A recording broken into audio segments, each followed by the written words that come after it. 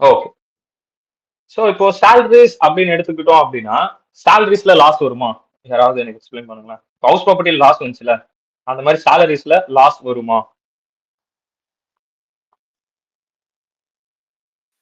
வராது. வராது. டெஃபினட்டா வராது. ஓகேங்களா? அப்போ சேலரில லாஸ் வராது அப்படின்னும்போது, இந்த ஹெட்ட கொண்டு போய் வேற எது கூடயும் செட் ஆஃபோ, கேரி ஃபார்வர்டோ பண்ண வேண்டிய அவசியமே கிடையாது. ஓகேங்களா? பட் மத்த ஹெட் இது கூட வந்து ஆகுமா அப்படின்னு கேட்டா, ஒரு சில ஹெட் வந்து இது கூட செட் ஆஃப் ஆயிக்கும். விச் மீன்ஸ் சேலரில இன்கம் இருக்கு. மத்த ஹெட்ல லாஸ் இருக்கு அப்படின்னா, ஒரு சில ஹெட் மட்டும் இது கூட கொண்டு வந்து செட் ஆஃப் பண்ணிக்கும். அத நான் செட் ஆஃப் கேரி ஃபார்வர்ட் பண்ணும்போது சொல்றேன். ஆனா, இந்த ஹெட்ல லாஸே வராது. அதனால இந்த ஹெட் எந்த ஹெட் கூடயும் போய் சேராது. ஓகேவா? சோ சேலரி வந்து ஒரு தனியா நிக்கக்கூடிய ஒரு ஆள் தான். 4 ஹெட்டுக்கும் இதுக்கும் லிங்க் என்னைக்குமே பண்ணிக்காது. சேலரிஸ் என்னைக்குமே செப்பரேட்டா நிக்கும். ஓகேவா? சோ நீங்க பாதர் பண்ணிக்க வேண்டியது மத்த 4 ஹெட்ட பத்தி தான். அவனுங்க 4 பேர் தான் சுத்தி சுத்தி அடிச்சுப்பானுங்க. என்ன பண்றது? யார்கிட்ட போறது? எங்க வர்றது? என்ன பண்றது? அப்படின்ட்டு. இவர் பாட்டுக்கு தனியா கூலா உட்கார்ந்துட்டு இருப்பாரு. ஓகேவா? மத்த 4 ஹெட் அடிச்சுக்கிறத பாத்துக்கிட்டு, இவர் பாட்டுக்கு கூலா உட்கார்ந்துட்டு இருப்பாரு. அதான் சேலரிஸ். ஓகேவா? ஒரு ஒன் ஆஃப் த மேஜர் ஏன் மேஜர் அப்படின்னா சேலரிஸ் வந்து நாளைக்கு நம்ம ஒரு ஜாப் போனோம் அப்படின்னா நம்ம ஒரு எம்ப்ளாயா போறோம் அப்படின்னா நம்மளுக்கு இந்த ஹெட் தான் யூஸ்ஃபுல்லா இருக்கும். ஓகேவா? So for you this is useful. For life PGBP is useful. ஓகேவா? For you salary useful but for life PGBP is very useful. ஓகேங்களா? சோ இது ரெண்டு தான் டிஃபரன்ஸ். ஓகே. சோ salaries பார்த்தோம் அப்படின்னா கொஞ்சம் லிங்க் இருக்கும். ஒரு சிலது கூட கொஞ்சம் கொஞ்சம் லிங்க் வரும் உங்களுக்கு. உங்க ஜாப் போனீங்கன்னா நீங்க உங்களுக்கு கால்குலேஷன்ஸ் எப்படி பண்ணலாம்? ஆஹ் வேற என்ன சொல்லலாம்? உங்களால கொஸ்டின்ஸ் ரைஸ் பண்ண முடியும். இந்த இடத்துல ஏன் இவ்வளவு அமௌண்ட் குடுச்சீங்க? இந்த இடத்துல ஏன் இது நடந்துச்சு? அப்படின்னு உங்களால கொஸ்டின்ஸ் ரைஸ் பண்ண முடியும். பிஎஃப்க்கு எவ்வளவு பண்ணிருக்காங்க? என்ன இது எல்லாமே வந்து பாத்தீங்கன்னா ஒரு லிங்க் கொடுக்கும். இந்த சேலரிஸ் அப்படிங்கிறது எல்லாத்துக்கூடயும். ஓகேங்களா? சோ படிங்க. லைஃப் அப்படின்றத தாண்டி சேலரிஸ் ரொம்ப ஒரு இம்பார்ட்டன்ட் தான். ஓகேவா? சோ சேலரிஸ் அப்படின்னு பார்த்தோம்னா ஃபர்ஸ்ட் நம்ம பார்க்க வேண்டியது டெஃபினிஷன். அடுத்து நம்ம பார்க்க வேண்டியது சார்ஜபிலிட்டி டிடக்ஷன்ஸ். அதுக்கு வந்து நம்ம எவ்வளவு சார்ஜ் பண்றாங்க, எவ்வளவு டிடக்ஷன்ஸ் எல்லாம் கொடுக்குறாங்க அப்படின்றத பார்ப்போம். டிடக்ஷன்ஸ் அப்படின்னு எடுத்துக்கிட்டோம்னா இங்கேயும் ஒரு ஸ்டாண்டர்ட் டிடக்ஷன்ஸ் இருக்கு. நம்ம எப்படி ஹவுஸ் ப்ராப்பர்ட்டில 30% பார்த்தோமோ அந்த மாதிரி இங்க ஓல்டு டாக்ஸ் ரெஜிம் எடுத்தீங்க அப்படின்னா உங்களுக்கு 50,000 வரைக்கும் டிடக்ஷன் இருக்கு. நியூ டாக்ஸ் ரெஜிம் எடுத்தீங்க அப்படின்னா உங்களுக்கு 75,000 வரைக்கும் டிடக்ஷன் இருக்கு. ஓகே. அடுத்து நம்ம பார்க்கறது வந்து எக்ஸம்ஷன் அலவன்சஸ். டிடக்ஷன் வேற, எக்ஸம்ஷன் அலவன்சஸ் வேற. ஓகேவா? எக்ஸம்ஷன் அப்படிங்கிறது எக்ஸம்டே ஆயிடும். சேலரியில வந்து சேரவே சேராது. அலவன்சஸ் அப்படிங்கிறது என்ன அப்படின்னா இப்போ நீங்க ஆபீஸ் வந்துட்டு போறீங்க அப்படின்னா உங்களுக்கு வந்துட்டு போறதுக்கு அவங்க வந்து ஏதாவது கார் கொடுக்கலாம். அது கார் வந்து போக்ஸ் ஸ்விட்ச்ல வந்துடும் actually. Apart from this uniforms கொடுக்குறாங்கன்னு வச்சுப்போம். யூனிஃபார்ம் கன்வென்ஸ் அலவன்சஸ் வரும். பட் கார் ப்ரொவைட் பண்ணாம உங்களுக்கு அமௌண்டா ஏதாவது கொடுக்குறாங்கன்னா ஓகேவா? நீங்களே ஒரு கேப் புக் பண்ணி வந்துருங்க. இல்ல நீங்களே உங்க பைக்ல வந்துருங்க. அதுக்கான எக்ஸ்பென்ஸ் மட்டும் நாங்க தரோம் அப்படின்ற மாதிரியான அலவன்சஸ் கன்வீனியன்ஸ் அலவன்சஸ் சொல்லுவாங்க. ஓகே. Convenience allowances. சோ இந்த மாதிரி வந்து டிஃப்ரெண்ட் டைப்ஸ் ஆஃப் அலவன்சஸ் இருக்கு. ஓகேவா? கிட்டத்தட்ட வந்து பாத்தீங்கன்னா அலவன்சஸ்ல வந்து உங்களுக்கு ஒரு 15 அலவன்சஸ் சம்திங் அரௌண்ட் இருக்கும். ஓகே. நான் படிக்கும் போது நான் சொல்றேன். சோ எக்ஸம்ஷன்னா சேலரிலே அது சரியாது. அது எக்ஸம்ட் ஆயிடும். டிடக்ஷன்ன்றது வேற, அலவன்சஸ் எக்ஸம்ஷன்ன்றது வேற. ஓகேவா? அதுக்கு அடுத்து பெர்குசிட்ஸ்னா என்ன? One of the major. இதுல வந்து பாத்தீங்கன்னா சேலரிஸ்ல வந்து பாத்தீங்கன்னா 45% வந்து பெர்குசிட்ஸ் தான் கவர் பண்ணிருக்கும் உங்களோட சேலரிஸ். மத்தது எல்லாமே ஈஸி தான். சேலரிஸ் பொறுத்த வரைக்கும் பேசிக் சேலரி கால்குலேஷன் பண்றது எல்லாமே ரொம்ப ஈஸி தான். பெர்குசிட்ஸ் தான் வந்து பாத்தீங்கன்னா கொஞ்சம் மேஜரா இருக்கும். சோ அது மட்டும் தான் நம்ம கொஞ்சம் கான்சென்ட்ரேட் பண்ணி பாக்குற மாதிரி இருக்கும். பெர்குசிட்ஸ் அப்படின்னா என்ன அப்படின்னா நான் மானிட்டரி பெனிஃபிட்.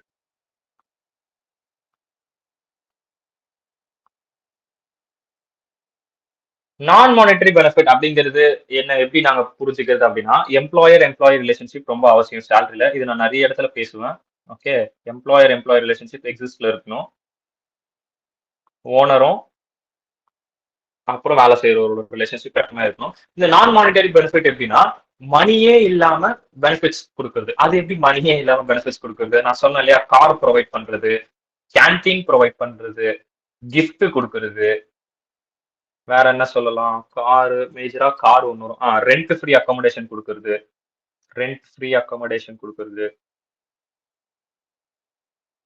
தங்கறதுக்கு வீடு கொடுப்பாங்க இல்லையா, ரெண்ட் ஃப்ரீயா அந்த அகாமடேஷன். அதுக்கப்புறம் அந்த அகாமடேஷனுக்குள்ள கொடுக்குற சில இதெல்லாம் ஆன்சிலரிஸ், லைக் எப்படி சொல்றது, அடிஷ்னலா அது கூட அம்யூனிட்டிஸ் கொடுப்பாங்க இல்லையா, அந்த ஃபர்னிச்சர், சோஃபா, இதெல்லாம் சேர்த்து கொடுக்கறது, கம்ப்யூட்டரோ இந்த மாதிரி விஷயங்கள். அதுக்கப்புறம் வேற என்ன வரும்? ரெண்ட் ஃப்ரீ அகாமடேஷன், காரு, வேற என்ன மேஜரா பார்ப்பீங்க இதுல? கிஃப்ட், அதுக்கப்புறம் இந்த லோன், கிரெடிட் கார்டு ஃபெசிலிட்டிஸ், இந்த லோன் எடுத்து கொடுக்கறது, கிரெடிட் கார்டு கொடுக்கறது, வேற என்ன? சரி, ஓகே, ஃபர்தரா நம்ம அங்க பார்க்கும்போது பார்ப்போம். எனக்கு இப்போதைக்கு இவ்வளவு ரிமெம்பர் ஆகுது. ஃபுட் எக்ஸ்பெண்டிச்சர், கிஃப்ட், லோன் ஒன்று ஞாபகம் வருது. அவ்வளவுதான். லீவ் டிராவல் அலவன்சஸ்லாம் அது அலவன்சஸ்ல வந்துடும். ஓகேங்களா?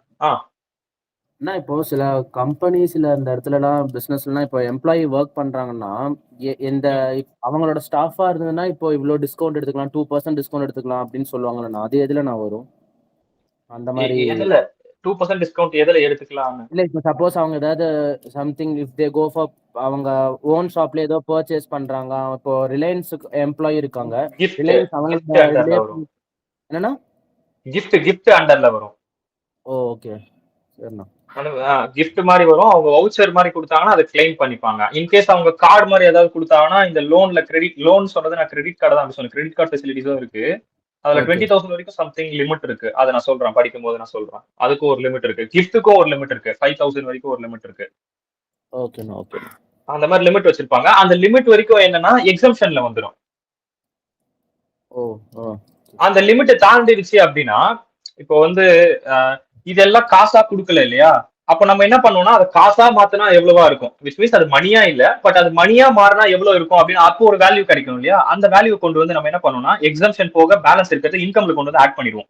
யாரோட இன்கம்னா எம்ப்ளாயியோட இன்கம்ல ஆட் பண்ணிடுவோம்.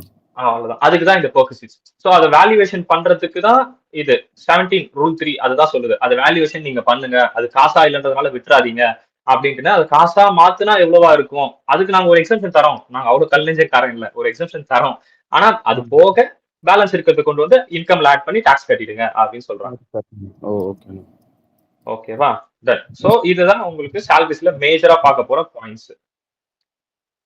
சோ பேசிக்ஸ் எலமெண்ட்ஸ் இது ரஃப் பண்ணிடலாமா? சரி, ஓகே, பேசிக்ஸ் எலமெண்ட்ஸ் பார்த்துக்கலாம். இதை நான் எடுத்துடுறேன். எல்லாரும் எழுதிட்டீங்க இல்லையா? இதை நான் எடுத்துடுறேன். பிபிடி ஷேர் பண்றேன், அதை வச்சு கூட எழுதிக்கங்க.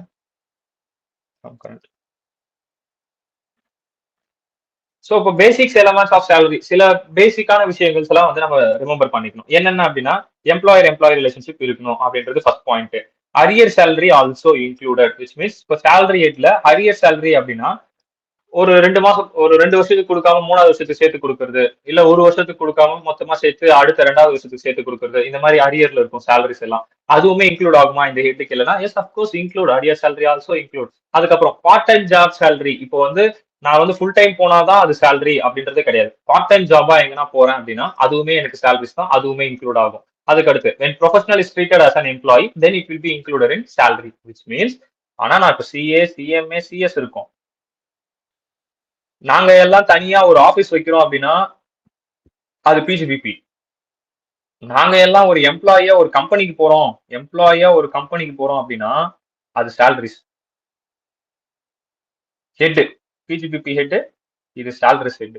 ஏன், ஒய், என்ன reason? Because professional is treated as an employee. அங்க ஒரு எம்ப்ளாயி தான், நீங்க ப்ரொஃபஷனல் தான், நான் இல்லைன்னு சொல்லல, you're professional. But for that company you're employee, so that employees comes under salaries only. ஓகேவா? ஸோ அதர்வைஸ் நீங்க ஆஃபீஸ் போட்டிருக்கீங்க அப்படின்னா பிஜிபிபி ஹெட்ல போயிடுவீங்க, பிசினஸ் ஆர் ப்ரொஃபஷனல்ல போயிடுவீங்க, ப்ரொஃபஷனல் அப்படின்னு அந்த ஹெட்ல வந்துருவீங்க. இன்கேஸ் நீங்க இதே கம்பெனிக்கு வந்து நீங்க சேலரி ஹெட்ல வந்துருவீங்க. அந்த ஒரு பாயிண்ட். அதுக்கு அடுத்து judges income also comes under the salary. Judge இருக்காங்களே கோர்ட்ல, ஜட்ஜஸ், அவங்களோட இன்கமும் சேலரி கண்டர்ல தான் வரும் அப்படின்னு சொல்லியிருக்காங்க. Okay, salary should be received both due பேசிஸ்லயும் இருக்கலாம், ரெசிப்ட் பேசிஸ்லயும் இருக்கலாம், விச் எவர் இஸ் இயர்லியர். அது எப்போ டியூ ஆகுதோ இல்ல ரெசிப்ட் எப்போ நீங்க ரிசீவ் பண்றீங்களோ, இது ரெண்டுத்துல எது விச் எவர் இஸ் இயர்லியர் அதுதான் உங்களுக்கு சேலரி கால்குலேஷன் யூஸ் ஆகும். நான் இதையும் சொல்றேன், கீழே ஒரு சம்மம் இருக்கு இதுக்கு. ஓகேவா? அந்த டியூ பேசிஸ், ரெசிப்ட் பேசிஸ்க்கு. அதுக்கு அடுத்து advance salaries also be considered. The assessee can avail relief under section 89. இந்த அண்டர் செக்ஷன் 89 வந்து உங்களோட செக்ஷன் சில இருக்கு. செக்ஷன் சினா உங்களோட இண்டெக்ஸ் செக்ஷன் சி. ஓகேவா? அதுல இருக்கு. நம்ம அப்ப பார்க்கும்போது இந்த 89 பாத்துக்கலாம். இப்போதைக்கு நீங்க இதை பத்தி பாதர் பண்ணிக்க வேண்டாம். இந்த 89 பத்தி you don't father. So advance salary also be consider அப்படின்னா, இப்போ நான் வந்து மாசம் மாசம் வந்து ஒரு 50,000 வாங்கிட்டு இருக்கேன்னு வச்சுக்கோமே. இப்படி இருக்கும்போது நான் என்ன பண்றேன் அப்படின்னா, இந்த ஃபேமிலி மேன் ஒரு படம் வந்துச்சு, விஜய் தேவர்கொண்டா, பார்த்துருந்தீங்கன்னா தெரியுது, ஃபேமிலி ஸ்டார்னு. அந்த படத்துல விஜய் தேவர்கொண்டா என்ன பண்ணுவான் அப்படின்னா 1.5 crores ஐ திங்க் ஸோ அதை வந்து அட்வான்ஸா வாங்கிடுவோம். அந்த பொண்ணு முன்னாடி வந்து நான் பெரிய ஆளுன்னு காமிச்சிக்கணுன்றதுக்காக ஒரு 1.5 crores வந்து சேலரில இருந்து எனக்கு அட்வான்ஸா வேணும்னு சொல்லி வாங்கிடுவான். வாங்கிட்டு இப்போ வாங்கிட்டோம், அட்வான்ஸ் வாங்கிட்டோம் அப்படின்னா அப்ப அந்த 1.5 crores வந்து செட்டில் ஆகுற வரைக்கும் நம்ம அங்க ஒர்க் பண்ணணும். கரெக்டா? அதான பாயிண்ட். சோ அந்த மாதிரி வாங்கிட்டான் அப்படின்னா then that is considered as advance. அவன் இன்னும் வேலையே செய்யல. The service is not rendered by him. இன்னும் அந்த இடத்துல சர்வீஸ் அவன் பண்ணல ஆஸ் எம்ப்ளாயியா. பட் அந்த இடத்துல அவ பண்ணல அப்படின்னும் போது பிஃபோராவே அந்த அமௌண்ட்டை வாங்கிட்டான் அப்படின்னா that is considered as advance. அந்த அட்வான்ஸ் இப்போ சேலரி டேட்ல வருமா அப்படின்னு கேட்டீங்கன்னா yes, that comes under the salary. ஓகேவா? டன். இதுல இன்னும் ஒரு சில பாயிண்ட்ஸ் வந்து நீங்க நோட் பண்ணணும். என்னன்னா இப்போ அந்த அட்வான்ஸ் இருந்துச்சு இல்லையா, அதுவே ஒரு பாயிண்ட் இருக்கு அதுல.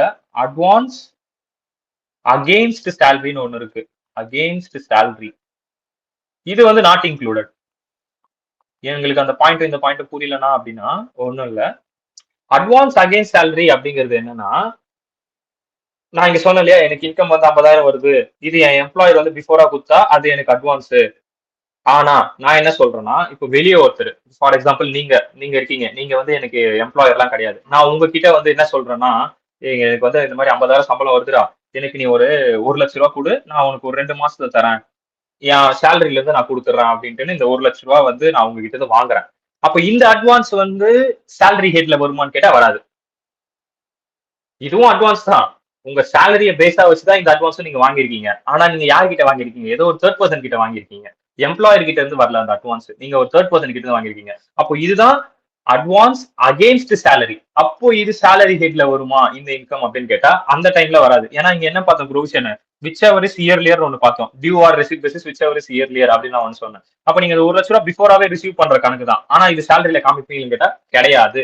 எப்போ இந்த 50,000 உங்களுக்கு ரிசீவ் ஆகுதோ அப்போதான் அது சேலரி ஹெட்ல வரும். ஓகேவா? சோ இதுதான் டிஃபரன்ஸ் இது ரெண்டுத்துக்கும். எது ரெண்டுத்துக்கும்னா அட்வான்ஸ் அகெயின்ஸ்ட் சேலரிக்கும் அட்வான்ஸ் சேலரிக்கும் difference. Advance salary, advance against salary, இந்த 2 பாயிண்ட் ஒன்று ஞாபகம் வச்சுக்கோங்க. ஓகேவா? சோ ஆல்மோஸ்ட் இப்போதைக்கு இந்த பேசிக்ஸ் எலமெண்ட்ஸ்ல பார்த்தோம் இல்லையா, இப்போ உங்க புக்ல ஒரு கோ த்ரூ பண்ணணும்னா டக்கு டக்கு டக்குன்னு எல்லாம் முடிஞ்சிடும். சோ உங்க புக் எடுத்துக்கோங்க. ஆல்மோஸ்ட் இது எல்லாமே வந்து படிச்சீங்கனாலே, அதாவது ஜஸ்ட் ஒரு நியூஸ் பேப்பர் ரீட் மாதிரி இதெல்லாம் கொடுத்தனாலே நம்மளுக்கு போதுமான அளவா இருக்கும். ஓகேங்களா?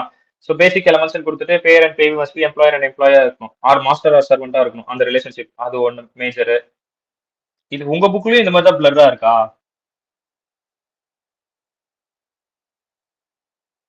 ஆமாண்ணா. அப்புறம் எதுக்கு அதை கொடுத்தானா? மெயில் பண்ணுங்கடா, இதை ஸ்கிரீன்ஷாட் எடுத்து நான் சிஎம்ஏ ஸ்டூடெண்ட்னு சொல்லி டைரக்டா சாப்டருக்கு மெயில் பண்ணுங்க, இன்ஸ்டியூட்டுக்கு மெயில் போட்டு இது எதுக்கு அப்ப தரீங்க அப்படின்னு கேள்வி கேட்டதா ஒரு 10 பேர் கேள்வி ஐயோ நான் ரெக்கார்டிங் கேள்வி கேட்டதா பரவாயில்ல, கொஞ்சம் கிளியரா இருக்குண்ணா. இருக்கா? Okay okay done. நான் கொஞ்சம் கோவப்பட்டேன் லைட்டா, ஏன்னா இது கொடுக்கறது கொஞ்சம் தெளிவா கொடுக்கலாம்ல அப்படின்ற மாதிரி ஒரு ஆதங்கத்துல வந்துருச்சு. ஓகேங்களா? பட் ஆனா நம்ம அப்படிதான் பண்ணணும். நம்மளுக்கு இன்ஸ்டியூட் சார்பா ஏதாவது பெரிய இருக்கு அப்படின்னா டைரக்டா இன்ஸ்டியூட் மெயில் பண்ணி கேட்கலாம். இன்ஸ்டியூட் மெயில் உங்களுக்கு மெயில் வருதுல ஐசிஎம்ஐ போர்ட்ல இருந்து, அதுல ரிப்ளை மெயில் கொடுத்து இந்த மாதிரி இருக்கு அப்படின்னு நீங்க கேட்க முடியும், பெரிய கேட்கலாம். ஓகேங்களா? அது தப்பு இல்ல. அண்ணா சொல்லிட்டாமா. எனக்கு எஃப்ஏல ஒரு சாப்டரே இல்லைண்ணா, அதுக்கு நான் என்ன பண்றது? நீங்க புக்கு வந்து கோயம்புத்தூர் சாப்டர்ல இருந்து வாங்குனீங்களா? ரிசீவ் பண்ணது எங்க போய் வாங்கிட்டு வந்தீங்க புக்? ஆமா, கோயம்புத்தூர் சாப்டர்ல தான் நான் வாங்கினேன். அப்போ அங்க போயிட்டு ரிட்டர்ன் கொடுத்துட்டு அங்க கேளுங்க, அவங்க கிட்டே கேளுங்க. அங்க மேம் பேர் எனக்கு சரியா ஞாபகம் இல்ல, மறந்து போச்சு. அவங்க கிட்ட கேளுங்க. அவங்களே வந்து பாத்தீங்கன்னா எனக்கு புக்ல வந்து இந்த மாதிரி ஒரு சாப்டர்ல எனக்கு வேற புக் மாத்தி கொடுங்க, இங்கதான் எடுத்துட்டு போனேன் அப்படின்னு சொல்லணும்னா அவங்க அவங்க ஏதாவது சொல்லுவாங்க. அதர்வைஸ் கால் பண்ணி கேளுங்க. கோயம்புத்தூர் சாப்டர்னு போட்டீங்கன்னா நம்பர் வரும் இதுல கூகுள்லயே. அந்த கூகுள்ல இருக்கிற நம்பருக்கு கால் பண்ணிட்டு இந்த மாதிரி ஒரு சாப்டர்ல புக் நான் சேஞ்ச் பண்ணிக்க முடியுமா அப்படின்னு கேளுங்க. ஓகே, நான் கேட்டு பார்க்கறேன். ஓகேங்களா? கேட்டு சேஞ்ச் பண்ணிக்கோங்க. ஒரு சாப்டரே இல்லைன்னா ஒரு பேஜ் 2 பேஜ்னா பரவாயில்ல, அட்ஜஸ்ட் பண்ணிக்கலாம். ஒரு சாப்டரே இல்லைன்னா அதெல்லாம் ரொம்ப தப்புப்பா. 100க்கு அப்புறம் 117 இருக்கு. ஒரு 2.2ங்கிற சாப்டரே அதுல இல்ல, ஃபினான்ஷியல் அக்கவுண்டிங்ல. கேட்கலாம், நீங்க தாராளமா கேட்கலாம். ஒரு சாப்டரே இல்லைன்னா கேட்கலாம். ஒரு பேஜ் 2 பேஜ்னா ஓகே, ஏதோ அட்ஜஸ்ட் பண்ணிக்கலாம். வேற யாருக்குன்னா போட்டோ மாதிரி எடுத்து பிடிஎஃப் மாதிரி கூட வச்சுக்கலாம். பட் ஆனா ஒரு இதுவே இல்லை அப்படின்னும் போது நம்ம கேட்கலாம். ஓகேண்ணா. ஓகேவா? ஆ. டன். ஸோ இப்போ வந்து எங்க பார்த்தோம் employer relationship payment must be made by employer in such capacity. Okay okay payment வந்து பார்த்தீங்கன்னா எம்ப்ளாயர் தான் கொடுத்துருக்கணும் அப்படின்ற ஒரு பாயிண்ட். ஸோ இந்த இடத்துல எம்ப்ளாயர் ரிலேஷன்ஷிப்னா என்னன்னு கொடுத்துருக்கோம். Criteria for employer relationship key holders relationship that employee is always bound to work which means அவர் சர்வீஸ் ரெண்டர் பண்ணி கொடுத்துருக்கணும். யார் சூப்பர்விஷன்ல இருக்கணும், யார் அண்டர் சூப்பர்விஷன், எம்ப்ளாயரோட சூப்பர்விஷன்ல அந்த டைரக்ஷன்ல அவர் ஒர்க் பண்ணி கொடுக்கணும். அதுக்கப்புறம் பேமெண்ட் இன் எம்ப்ளாயர் கெப்பாசிட்டி தான் என்னன்னு கொடுத்துருக்கான். To treat any payment as salary it necessary that the payer பேயர்ன்றது இந்த இடத்துல யாருன்னா எம்ப்ளாயர் தான். பீங் த எம்ப்ளாயர் அதே சொல்லிட்டான் மறுபடியும். Must have made the payment in such employer capacity. Okay எல்லாம் காமன் தான். எம்ப்ளாயர்ன்றது இந்த இடத்துல கம்பெனி. கான்ட்ராக்ட் ஆஃப் சர்வீஸும் கான்ட்ராக்ட் ஃபார் சர்வீஸ்க்கும் டிஃபரன்ஸ் இருக்கான். வேர்டிங்ஸ் பாத்தீங்களா செமையா இருக்கு. Contract of service, contract for service. ஓகேவா? So first in contract of service அப்படின்னா the employer can direct and control the duties and the manner of performance of the employee. Hence employer relationship exists in such contract. Contract of service அப்படின்னும் போது இந்த இடத்துல employer relationship இருக்கான். Because இந்த இடத்துல எம்ப்ளாயரோட டைரக்ஷன்ல தான் எம்ப்ளாயி ஒர்க் பண்ற மாதிரி இருக்கும். Contract of service.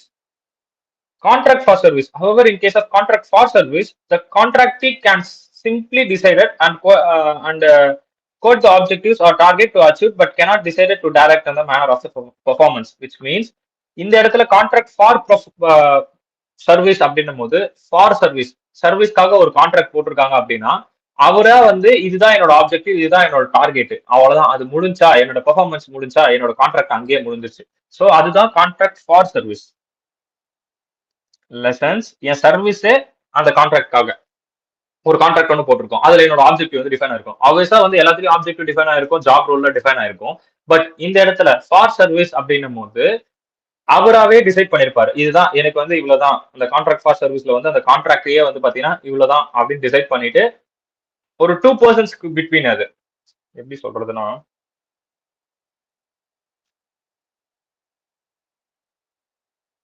கான்ட்ராக்டர் கான்ட்ராக்டி இப்படி இருக்கும். ஒரு உண்மையான ஒரு கான்ட்ராக்டே இருக்கும் அவங்க ரெண்டு பேருக்குள்ள. கான்ட்ராக்ட் 1% 2% இப்படி இருக்கும். ஓகேவா? சோ இந்த மாதிரி கான்ட்ராக்டி ரிலேஷன்ஷிப் இருக்கு அப்படின்னா இது contract for service. Contract act படிச்சிருப்பீங்க இல்லையா? கான்ட்ராக்ட் ஃபார் சர்வீஸ், கான்ட்ராக்டி அப்படின்னு 2 பேர் வருவாங்க. இவர் அக்ரி பண்ணுவார், அவர் அக்செப்ட் பண்ணுவாரு. ஸோ ஆப்ளிகேஷன் ஃபுல்ஃபில் பண்ணுவாங்க. அதுக்கப்புறம் இது என்ஃபோர்சபிள் பை லா அப்படியே பிளான் போகும். ஓகேங்களா?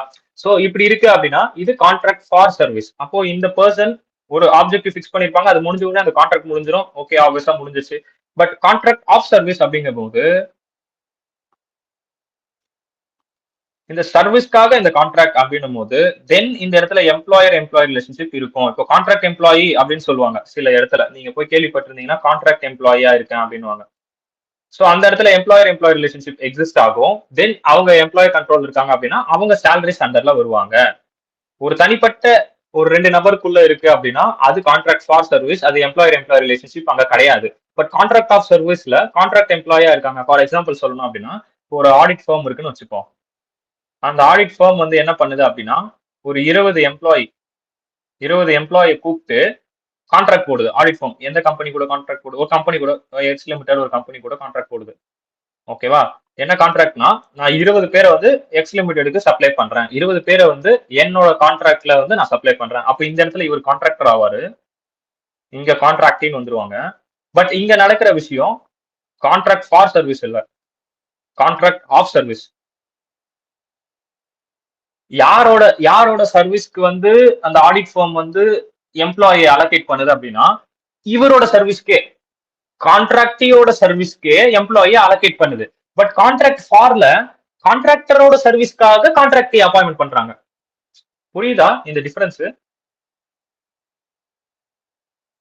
இந்த இடத்துல இந்த ஆடிட் ஃபார்ம் இந்த இடத்துல இந்த ஆடிட் ஃபார்ம் தானப்பா கான்ட்ராக்டரு, கரெக்டாப்பா?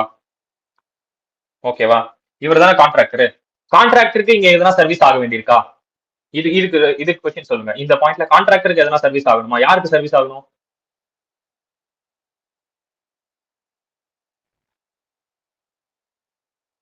யாருக்குப்பா சர்வீஸ் வேணும்? ஆடிட் ஃபார்முக்கு வேணுமா இல்ல கம்பெனிக்கு வேணுமா சர்வீஸ் பண்றது யாருக்கு பண்ணணும்? ஒரு எம்ப்ளாயியா நம்ம இப்போ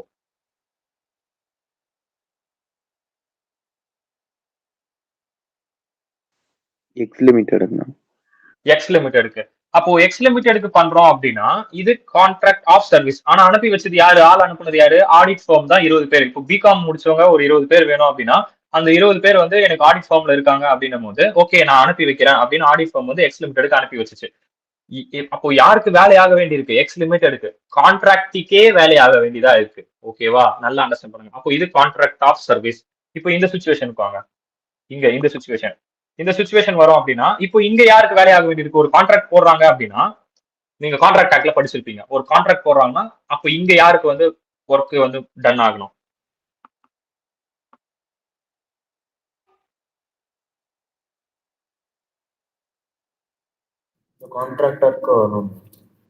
கான்ட்ராக்டருக்கு ஆகணும். அப்போ இந்த டைப் வரும்போது கான்ட்ராக்ட் ஃபார் சர்வீஸ். புரிஞ்சுதா? இதுல கான்ட்ராக்டுக்கே தான் சர்வீஸ் வேணும். பட் இதுல கான்ட்ராக்டருக்கு ஒரு சர்வீஸ் வேணும். அதனால கான்ட்ராக்ட்னு ஒன்று போட்டு ஃபார் எக்ஸாம்பிள் இப்போ இங்க ஒரு பில்டிங் கன்ஸ்ட்ரக்ஷன் வச்சுப்போம். இவர் தான் கன்ஸ்ட்ரக்டர்.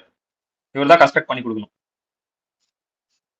அப்போ கான்ட்ராக்ட் போடுறாங்க அப்படின்னா அப்போ இந்த பில்டிங் கட்ட போறேன் அப்படின்னு சொல்ற ஒரு கான்ட்ராக்டரா மாறிடுவாரு.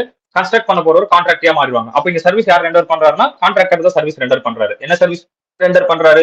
நீ எனக்கு பில்டிங் கட்டி கொடு, நான் உனக்கு காசு கொடுக்குறேன். Then it comes under contract for service. But இந்த இடத்துல வேலையாக வேண்டியது கான்ட்ராக்டுக்கே தான். இப்போ இந்த இடத்துல கான்ட்ராக்டுக்கே எதனா வேலையாக வேண்டியதா இருக்கா? இல்ல. இவர் சர்வீஸ் பண்ணவர் காசு வாங்கிட்டு போயிடுவாரு. பட் ஆனா இங்க வேலையாக வேண்டியது கான்ட்ராக்டுக்கு தான். எந்த கான்ட்ராக்டுக்கு? ஆடிட் ஃபார்ம் கூட போட்டிருக்க ஒரு கான்ட்ராக்டுக்கு. பிகாமுக்கு எனக்கு அக்கௌண்ட்ஸ்க்கு ஒரு 20 பேர் வேணும்னு இந்த கம்பெனி கேட்டிருக்கு. அப்போ இந்த கம்பெனிக்கே ஒரு சர்வீஸ் ரெண்டர் பண்ண வேண்டியிருக்கு. அப்போ இது கான்ட்ராக்ட் ஆஃப் சர்வீஸ். ஓகேவா? இவ்வளவுதான் டிஸ்ட்ரிபியூஷன். சோ இந்த 2 பாயிண்ட் தான் அங்க சொல்லியிருக்கான்.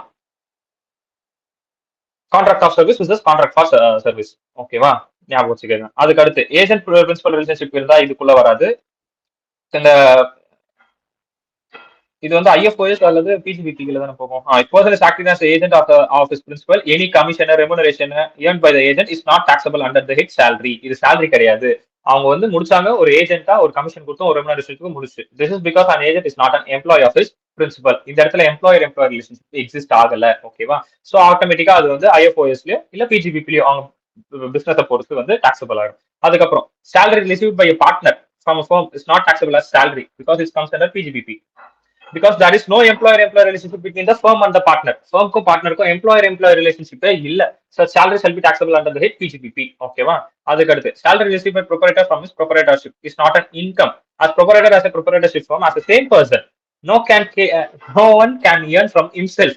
அவருக்காகவே யாராவது காசு சம்பாதிச்சுப்பாங்க. ஃபார் எக்ஸாம்பிள் இப்போ இந்த பொட்டி கடை இருக்கு, இல்ல டிபார்ட்மெண்டல் ஸ்டோர் இருக்கு, மளிகை கடை இருக்கு அப்படின்னா they are the proprietor for the store. கரெக்டா?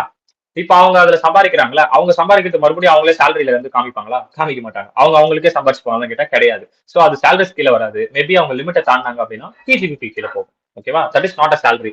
அங்க எம்ப்ளாயர் ரிலேஷன்ஷிப் இல்ல. தென் அடுத்து remuneration to partner treated as salary. எப்போ? Only director is employee of the company. டைரக்டருமே ஒரு எம்ப்ளாயியா இருந்தா மட்டும்தான் என்னது அது சேலரியில ட்ரீட் பண்ணுவோம். Otherwise income from house property. Director எப்படி நான் எம்ப்ளாயியா மாறுவாங்க? இப்போ for example independent director companies act படிச்சுட்டு இருக்கீங்கன்னு நினைக்கிறேன். கம்பெனிஸ் ஆக்ட் படிச்சுட்டு இருந்தீங்கன்னா உங்களுக்கு இந்த பாயிண்ட்ஸ் எல்லாம் இன்னும் ஈஸியா அண்டர்ஸ்டாண்ட் ஆகும். டைரக்டர்லேயே வந்து பாத்தீங்கன்னா ஒர்க்கிங் டைரக்டர் பார்ட்னர்ஷிப்ல எப்படி ஒர்க்கிங் பார்ட்னர்ஷிப் இந்த மாதிரி இருக்கு. அந்த மாதிரி டைரக்டர்லயே சில கேட்டகரி வைஸ் பிரிச்சிருப்பாங்க. யாருன்னா independent director, woman director, nominee director, additional director, இந்த மாதிரி நீங்க டைரக்டர்ஸ் நிறைய படிப்பீங்க. கம்பெனிஸ் ஆக்ட்ல உங்களுக்கு டைரக்டர்ஸ் வெரி வெரி இம்பார்ட்டன்ட். ஓகேவா? கொஸ்டின் வருது இல்ல நான் வந்து கொஸ்டின் கண்டிப்பா வரும் அப்படின்னா என்னால வந்து 98% கேரண்டி கொடுக்க முடியும். டைரக்டர்ல இருந்து கண்டிப்பா ஒரு 7 மார்க்ஸ் அட்லீஸ்ட் வருமா அப்படின்னு கேட்டா என்னால கேரண்டி கொடுக்க முடியும். பட் ஆனா கொஸ்டின் வருது இல்லன்றதை தாண்டி டைரக்டர்ஸ் வெரி வெரி இம்பார்ட்டன்ட். உங்களுக்கு ஃபைனல் லெவல் வரைக்கும் யூஸ் ஆகும். கம்பெனிஸ் ஆக்ட் போறீங்க அப்படின்னா கண்டிப்பா அதுல டைரக்டர்ஸ் மட்டுமே தனியா ஒரு சாப்டர் கொடுத்து அதுக்கு எத்தனை % மார்க் கொடுத்துருக்கான் டைரக்டர்ஸ்க்கு அந்த மாதிரி செக்ரிகேட் பண்ணிருக்கானா லா புக்ல? இண்டெக்ஸ் பாத்தீங்களா? இப்பதான் லா புக் எடுப்பீங்க. கரெக்டா? லா புக் எடுத்து இண்டெக்ஸ் பாப்பீங்க.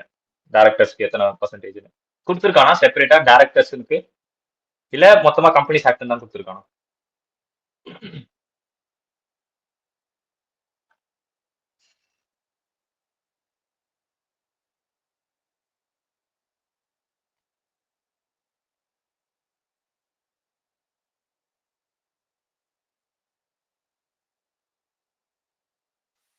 ஆனா மொத்தமா கம்பெனி ஆக்ட் தான் கொடுத்துருக்காங்க. எவ்வளவு கவர் ஆகுது? 35 40%. 40 என்னோட அதிகமா கொடுத்துருக்கான். டெஃபினட்டா 20 மார்க்ஸ் டேரக்டர்ஸ் தான் இருக்கும் இதுல. அப்போ டேரக்டர்ஸ் வந்து பாத்தீங்கன்னா தனியா கொடுத்துருந்தோம். இப்போ என்னன்னு எனக்கு தெரியல. அது ஓவரால் கம்பெனி ஆக்ட் இருக்கு அப்படின்னா அட்லீஸ்ட் 15 மார்க்காச்சும் டேரக்டர் வந்து வர நிறைய சான்சஸ் இருக்கு. So directors is important. நடத்தும் போது நல்லா பாத்துக்கோங்க டேரக்டர்ஸ். ஓகேங்களா? ஸோ அந்த மாதிரி டேரக்டர்ஸ் வந்து எம்ப்ளாயி மென்ஷன் பண்ணியிருந்தால் மட்டுமே அவங்க சேலரி கீழே வருவாங்க. அதர்வைஸ் அவங்க வர மாட்டாங்க. அதே மாதிரி இப்போ மீட்டிங்லாம் வைக்கிறாங்க அப்படின்னா டேரக்டர்ஸ்லாம் வந்து அதை அட்டன் பண்ணுவாங்க. வந்து அட்டன் பண்றதுக்கு சிட்டிங் ஃபீஸ்னு ஒன்று வாங்குவாங்க. ஓகேவா? சிட்டிங் ஃபீஸ் வந்து உட்காந்துட்டு போறதுக்கு 1 லட்சம் வரைக்கும் இருக்காது மேக்ஸிமம் லிமிட். அதுவும் நீங்க அங்க பார்க்கும்போது பாப்பீங்க. அந்த ஃபீஸ்லாம் இருக்கு. அது ரிசீவ் பண்ணிருந்தாங்கன்னா அது இன்கம் ஃப்ரம் அதர் சோர்சஸ். அது income from other sources salary கீழே வராது. ஓகேவா? தென் அதுக்கு அடுத்து பென்ஷன் ரிசீவ் பை விடோனா இப்போ ஆல்ரெடி சர்வீஸ்ல இருந்தவர் இறந்துட்டாரு. மிலிட்ரி மேன் யாராவது இருக்காங்க அப்படின்னா அவங்க இறந்துட்டாங்க அப்படின்னா அவர் லீகல் ஹயர்னா அவங்களோட வாரிசு ஏதாவது அவங்க பசங்களுக்கு decided employee is not taxable as a salary as no employer relationship exists between the payer and payee. இப்போ பென்ஷன் ரிசீவ் பண்றாங்க அப்படின்னா பென்ஷன் வந்து எம்ப்ளாயர் பே பண்ண மாட்டாரு. எம்ப்ளாயர் ஆல்ரெடி சேர்த்து வச்சிருப்பாரு. அது பென்ஷன் ஸ்கீம்ல போட்டாங்களே ஒரு கம்பெனியோ ஒரு பாலிசியோ அவங்க தான் உங்களுக்கு பே பண்ணுவாங்க. அது வந்து சேலரி கீழே வராது. ஆனா ஐஎஃப்ஓஎஸ் கீழே வரும். ஓகேவா? அவங்க விடோன்றதுனால நாங்க பாவம் மன்னிச்சு கொடுக்கல. சேலரிஸ்ல வராது, ஐஎஃப்ஓஎஸ்ல வரும். அவ்வளவுதான். ஓகேவா? ஒரு 15,000 எக்ஸப்ஷன் இருக்கு அதுல. அந்த 15,000 கழிச்சு பேலன்ஸ் இருக்குது டாக்ஸ் கட்டணும். ஓகேங்களா? தென் அதுக்கப்புறம் ரெமுனரேஷன் ரிசீவ் பை ஜட்ஜஸ் வந்து ஆல்வேஸா இது கண்ட்ரோல் டாக்ஸபிள் அப்படின்னு பார்த்தோம். கன்க்ளூட் பண்ணிருக்கானுங்க. என்ன கன்க்ளூட்ல கடைசியா என்ன சொல்றோம் முடிவு மொத்தமா சேர்த்து payment receive for service render. This is important. Service render from a person other than employer is not taxable under the head salary but may be taxed under the head PGBP or IFOS. பாத்தீங்களா? Service render பண்ணிருக்கணும். அதுதான் common. But ஆனா other தென் எம்ப்ளாயரா இருக்கு. Employer தவிர்த்து வேற யாருக்குன்னா render பண்ணி கொடுத்துருக்கோம் அப்படின்னா தென் ஐஎஃப்ஓஎஸ் இல்ல பிஜிபிபி கீழே வரும் அப்படின்னு சொல்லிடலாம். ஓகேங்களா? ஸோ இந்த இல்லுஸ்ட்ரேஷன் 1 நீங்க ஒர்க் அவுட் பண்ணி பாருங்க. உங்களுக்கு ஒரு ஐடியா கிடைக்கும். ஒர்க் அவுட் பண்ணிட்டு ஃபர்தரா மூவ் பண்ணலாமான்னு சொல்லுங்க. அதை ஒர்க் அவுட் பண்ணுங்க. இப்போ பாருங்க, ஒரு கொஸ்டின் படிச்சுட்டு அது எஸ் ஆர் நோவான்னு கேட்டிருக்கான். அது ட்ரீட்டட் அஸ் நீங்க சேலரியா பண்ணுவீங்களா மாட்டீங்களா அப்படின்னு கேட்டிருக்கான். அதை நீங்க அப்படியே கோ த்ரூ பண்ணுங்க. பார்த்துட்டு சொல்லுங்க. நான் ஃபர்தரா மூவ் பண்றேன். இல்ல அதுல ஏதாவது டவுட் இருக்கா அப்படின்னா கேளுங்க.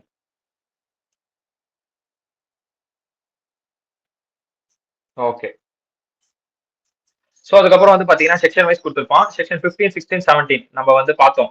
நான் வந்து உங்களுக்கு 3 செக்ஷன் ஞாபகம் வச்சுக்க சொன்னேன் இல்லையா? 15, 16, 17.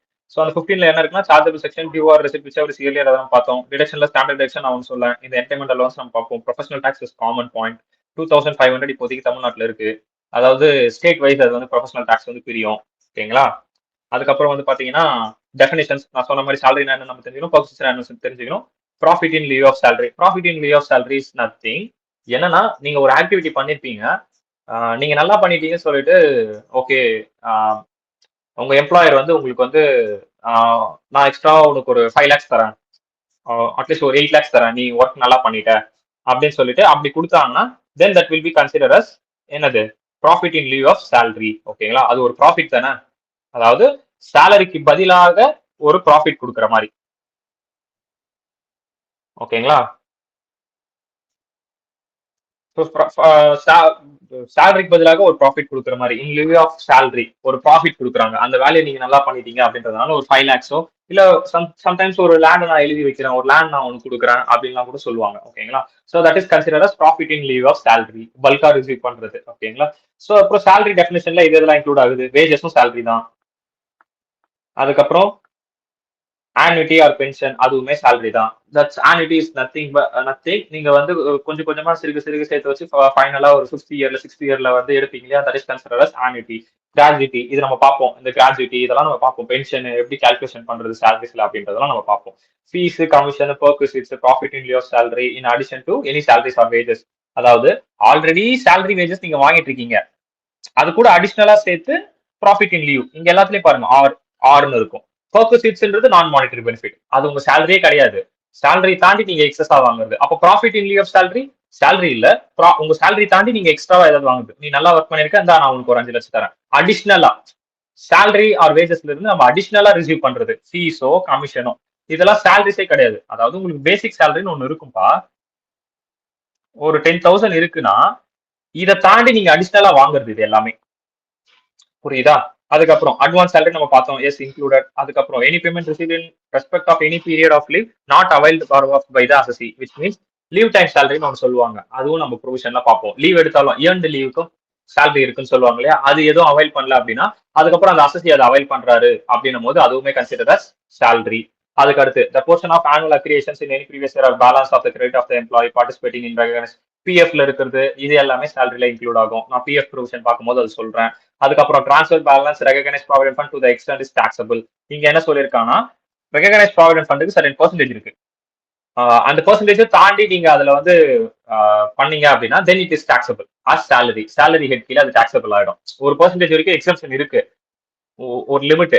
அந்த லிமிட் நம்ம தாண்டிட்டோம் அப்படின்னா அப்போ அது டாக்ஸபிள் ஆயிடும் அப்படின்னு சொல்றாங்க. அதுதான் எக்ஸ்டெண்ட் இட் இஸ் டாக்ஸபிள். எந்த எக்ஸ்டெண்ட் வரைக்கும் டாக்ஸபிள் பண்ணணுமோ அந்த எக்ஸ்டெண்ட் டாக்ஸபிள் பண்றது எந்த ஹெட்லனா சேலரி ஹெட்ல. ஓகேங்களா, ஒன்றும் பெருசா இல்லை. அதுக்கப்புறம் contribution made by employer in previous year in account of employee under pension scheme eighty CCD. Okay, இதுக்கு அண்டர்ல ஏதாவது பென்ஷன் ஸ்கீம் அண்டர்ல அவர் போட்டிருந்தாரு, யாரு எம்ப்ளாயி அக்கௌண்ட்ல போட்டிருக்காரு ஏடிசிசிடி. நான் வந்து டிடக்ஷன்ஸ் பார்க்கும்போது நான் சொல்றேன். நான் சொன்னேன் இல்லையா, எல்லா ஸ்கீமும் முடியும் போது யோஜனான்னு முடியும்னு.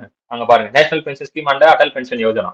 ஓகேங்களா, யோஜனான்னு முடியும். அப்புறம் ஸ்டார்ட் ஆகுறது வந்து சம்ஸ்கிருதா, அக்ஷா, அந்த மாதிரி வந்து ஸ்டார்ட் ஆகும். ஓகேங்களா, ஸோ இந்த மாதிரி பென்ஷன்ல வந்து டிஃப்ரெண்ட் ஸ்கீம்ஸ் இருக்கு. அதுக்கப்புறம் contribution made by central government in previous year to the Agniveer corporate fund accounts of. இது என்ன அக்னிவீர்ன்றது சென்ட்ரல் கவர்மெண்டா? ஏடிசிசிஎஸ் அக்னிபாத் ஸ்கீமா? Okay, so enrolled in Agnipath scheme போட்டாங்க இப்போ ரீசெண்டா ஏடிசிசிஎஸ். பட் இது சில பேர் ரிமூவ் பண்ணி தான் சொன்னாங்க. பட் ஐ திங்க் இன்னமும் அது ப்ரொவைட்ல தான் இருக்கு எனக்கு தெரிஞ்ச வரைக்கும். ஸோ அதுக்காக ஏதாவது ஒரு fund contribution made by central government previous year, அதாவது எம்ப்ளாயர், இந்த இடத்துல எம்ப்ளாயர் யாருன்னா சென்ட்ரல் கவர்மெண்ட் தான். ஓகேவா, அவங்க ஏதாவது யாருக்கு போட்டிருக்கணும்? எம்ப்ளாயிக்கு போட்டிருக்கணும். எம்ப்ளாயினா மிலிட்ரி மேன்ஸ், அவங்களுக்கு தான் இந்த அக்னிபாத் போட்டாங்க. அப்போ எம்ப்ளாயி அங்க military man, employer central government ஜாப்னு சொல்லுவாங்க. அப்போ அவங்க அந்த எம்ப்ளாயர் வந்து ஏதாவது ஒரு கான்ட்ரிபியூஷன் பண்ணிருக்கணும் சென்ட்ரல் கவர்மெண்ட். எதுல?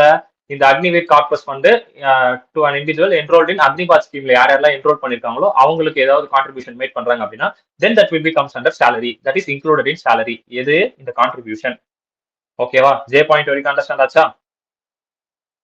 இது எல்லாமே நம்ம பின்னாடி பார்ப்போம். பார்த்துட்டு வந்து நீங்க மறுபடியும் பாத்தீங்கன்னா உங்களுக்கு புரிஞ்சிடும்.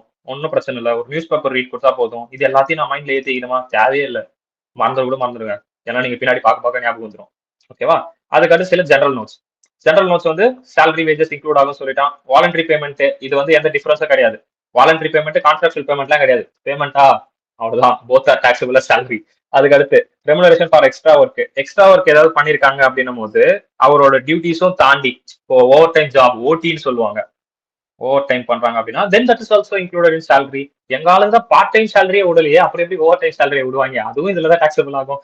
Salary from more then one source, 2-3 employer கிட்ட இருந்து வாங்கியிருக்கோம்.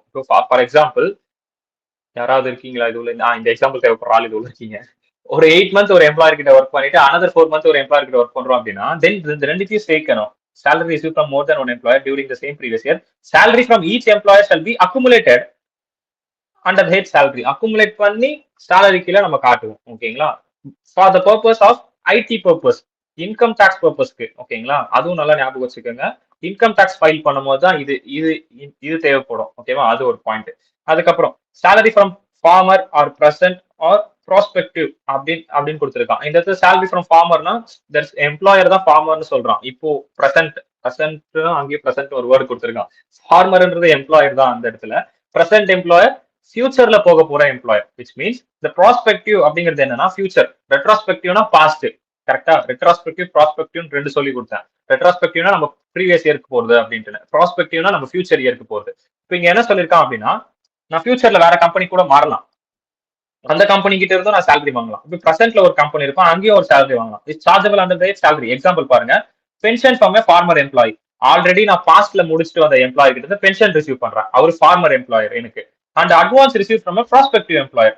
அட்வான்ஸ் ரிசீவ் பண்றது யாரு கிட்ட ரிசீவ் பண்றேன்? என்னோட ஃபியூச்சர் எம்ப்ளாயர் கிட்ட இருந்து ரிசீவ் பண்றேன். நான் ஃபியூச்சருக்கு வேற கம்பெனிக்கு மாற போறேன், அந்த கம்பெனி கிட்ட இருந்து நான் இதை ரிசீவ் பண்றேன். அப்போ பாஸ்ட் கம்பெனில இருந்து பென்ஷன் ரிசீவ் பண்ணிருக்கேன், ஃபியூச்சர் கம்பெனி தான் அட்வான்ஸ் ரிசீவ் பண்ணிருக்கேன். ரெண்டுமே எந்த ஹெட் கீழ வந்துடும்? சேலரி ஹெட் கீழ வந்துடும். இப்போ உங்களுக்கு ஒரு டவுட் வரலாம், அண்ணா பென்ஷன் தான் நீங்க ஐஎஃப்ஓஎஸ்ல சொன்னீங்களே, அந்த எப்படி பென்ஷன் வந்து இப்ப இங்க சேலரி கீழ வருது?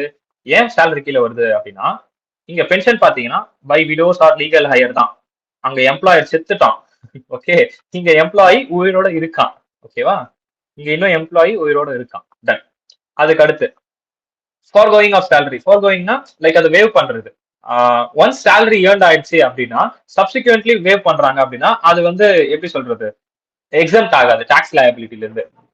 ஃபர்கான் பண்றாங்க, லைக் வந்து சேலரி ஏர்ன் பண்ணிட்டாரு, அதுக்கப்புறம் அதை வேவ் பண்ணுவோம், ரைட் ஆஃப் பண்ணுவோம்னு சொல்லுவோம், நம்ம வேவ் ஆஃப்னு சொல்லுவோம்.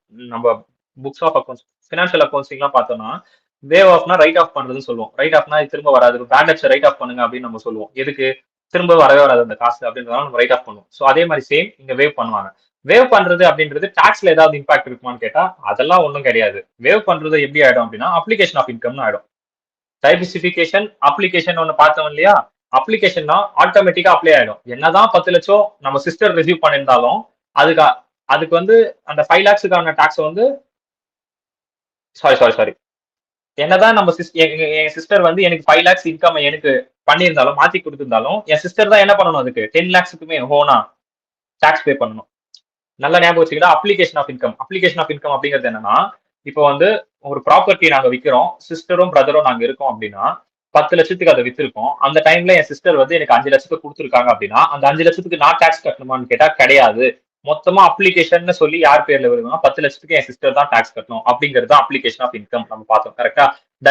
டைவர்சிபிகேஷன்னா கோ ஓன்ல இருக்கும், 2 பேர் பேர்லயும் இருக்கும். என்னதான் 10 லட்சம் நானே ரிசீவ் பண்ணியிருந்தாலும் 5 லட்சத்துக்கு அவங்க தான் டாக்ஸ் கட்டணும், என் சிஸ்டர் தான் டாக்ஸ் கட்டணும் அப்படின்னு பார்த்தோம். ஞாபகம் இருக்கா டைவர்சிபிகேஷனுக்கும் அப்ளிகேஷனுக்கும்? சோ இங்க கொடுத்திருக்கிறது application of the income. Application of the income அப்படின் போது என்னதான் ஒரு பார்ஷியலா ரிசீவ் பண்ணிருந்தாலும் வே ஆஃப் பண்ணியிருந்தாலும் ஒரு 6 மாசத்துக்கு கொடுத்துட்டு 6 மாசத்துக்கு வே ஆஃப் பண்ணியிருந்தாலும் மொத்தமா சேர்த்து தான் டாக்ஸ் கட்டணும். Tax point of view tax லயபிலிட்டில இருந்து அது எக்ஸப்ட் ஆகாது. அண்டர்ஸ்டாண்ட் ஆச்சா இந்த பாயிண்ட்?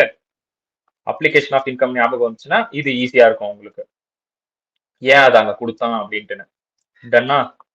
அதுக்கு அடுத்து நோட் கொடுத்துருக்கான். என்ன note? However, where an employee opts to surrender his salary to the central government under Section 2 of Voluntary Surrender of Salaries Exemption from Taxation Act 1961, the salary so surrendered shall not be taxable. In case வந்து employee வந்து நான் என்னோட salary வந்து central government கிட்ட கொடுக்குறேன் under section 2 of voluntary surrender of salaries. இந்த voluntary surrender of salaries அப்படிங்கிறது என்ன அப்படின்னா, மைட் பி இது திரும்ப வாங்கவே முடியாதா, அது இங்க இப்போ சொல்லி தந்துச்சோம். ஓகேவா? தட் ஜஸ்ட் அது ஒரு ரிமெம்பர் மட்டும் பண்ணிக்கங்க, ஃபைனல்ல யூஸ் ஆகும், இங்க எதுவும் யூஸ் ஆகாது. அப்ப அதுக்கு அண்டர்ல நீங்க எதனா அந்த ஃபண்டு கீழே நீங்க எதனா பண்ணிருக்கீங்க அப்படின்னா then it will be not taxable, because அந்த ஃபண்டு வந்து கவர்மெண்ட் கிட்ட போயிடுச்சு அப்படின்னு அர்த்தம். Okay done. ஸோ அதுக்கப்புறம் பேசிக்ஸ் ஆஃப் சார்ஜஸ் அப்படின்னு எடுத்துட்டோம்னா அட்வான்ஸ் சேலரி பார்த்தோம், அவுட்ஸ்டாண்டிங் சேலரி பார்த்தோம், அரியர் சேலரிஸ் பார்த்தோம். இதெல்லாம் ஜஸ்ட் ஒரு நியூஸ் பேப்பர் ரீட் கொடுத்தாலே போதும்டா, உங்களுக்கு எல்லாமே அண்டர்ஸ்டாண்ட் ஆயிடும். ஓகேவா? டியூ பேசிஸ்ல இருந்தா எப்படி பண்ணணும் அப்படின்றதெல்லாம் பார்த்தோம் இல்லையா, விச் எவர் இஸ் இயர்லியர் அதுதான் இங்க இருக்கும். ஸோ ஒரு ப்ரொவிஷனல் இல்லஸ்ட்ரேஷன் இருக்கு, பிளஸ் வந்து advance versus advance against salary இது நம்ம பார்த்தோம். இப்போ பார்க்க வேண்டியது என்னன்னா அந்த ப்ரொவிஷனல் இல்லஸ்ட்ரேஷனும் பிளேஸ் ஆஃப் அக்ரூவல் அதுவும். ஓகேவா? அது ரெண்டும் பார்த்தோம்னா அதுக்கப்புறம் சம்ஸா. ஓகே, இந்த சம் ப்ரொவிஷனல் இல்லஸ்ட்ரேஷன் பார்ப்போமா? இது நீங்களே பாரலாம், உங்களுக்கு புரியுமே. இந்த ப்ரொவிஷனல் இல்லஸ்ட்ரேஷன் பாருங்க, புரியலன்னா கேளுங்க. அதே மாதிரி இது நான் சொல்றேன், டியூ விசஸ் அக்ரூட் நான் சொல்றேன். ஓகே, இது மட்டும் பார்த்துட்டு புரிஞ்சிச்சுன்னா எனக்கு புரிஞ்சுட்டு சொல்லுங்க, நம்ம ஃபர்தரா மூவ் பண்ணிட்டு போறோம் நவீன ஏரியா. சரி, ஓகே.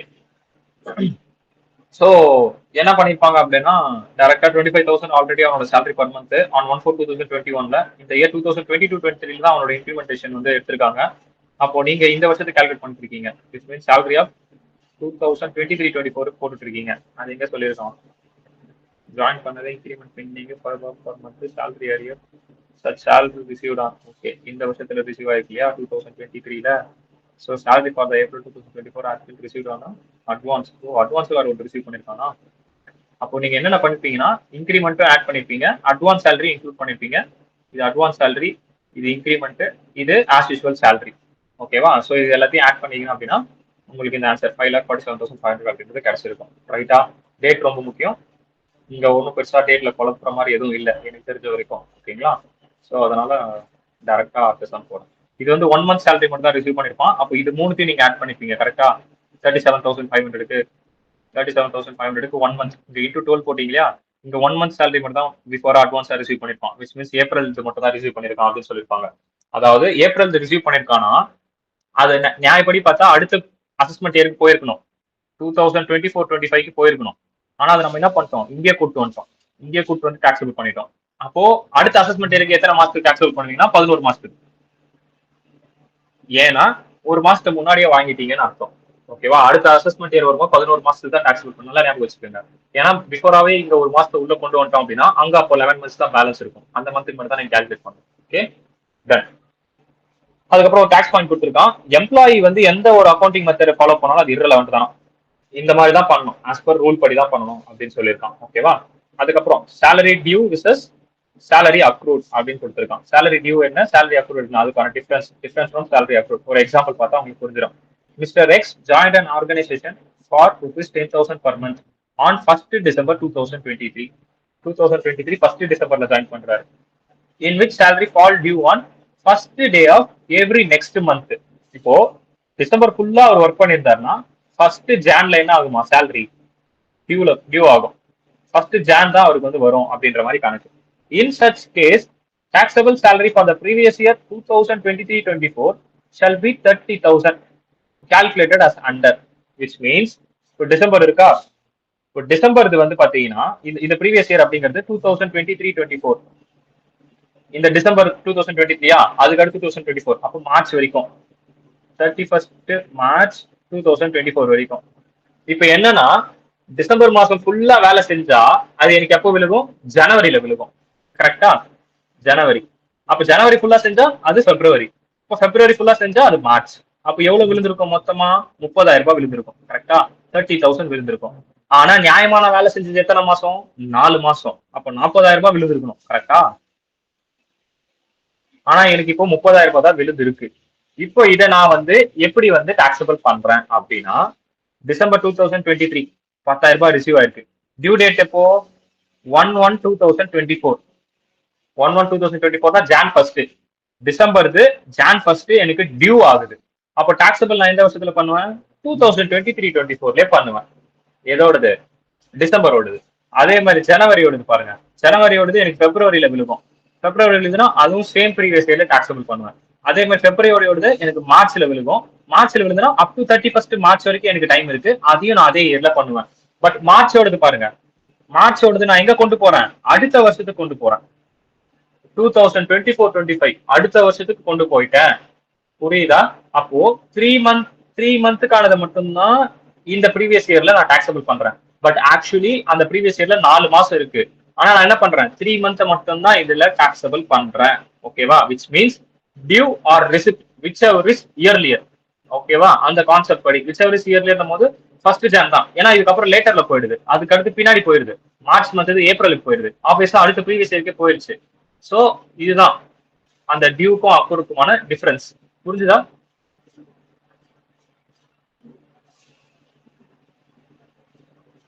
டேட் பாருங்க, டாக்ஸபிள் ஆகிற ப்ரீவியஸ் இயர் பாருங்க, அப்பதான் புரியும். ஏன்னா டிசம்பர் ஃபுல்லா செஞ்சதுக்கானது எனக்கு ஜனவரி 1 தான் கையில கிடைக்குது அப்படி. Okay,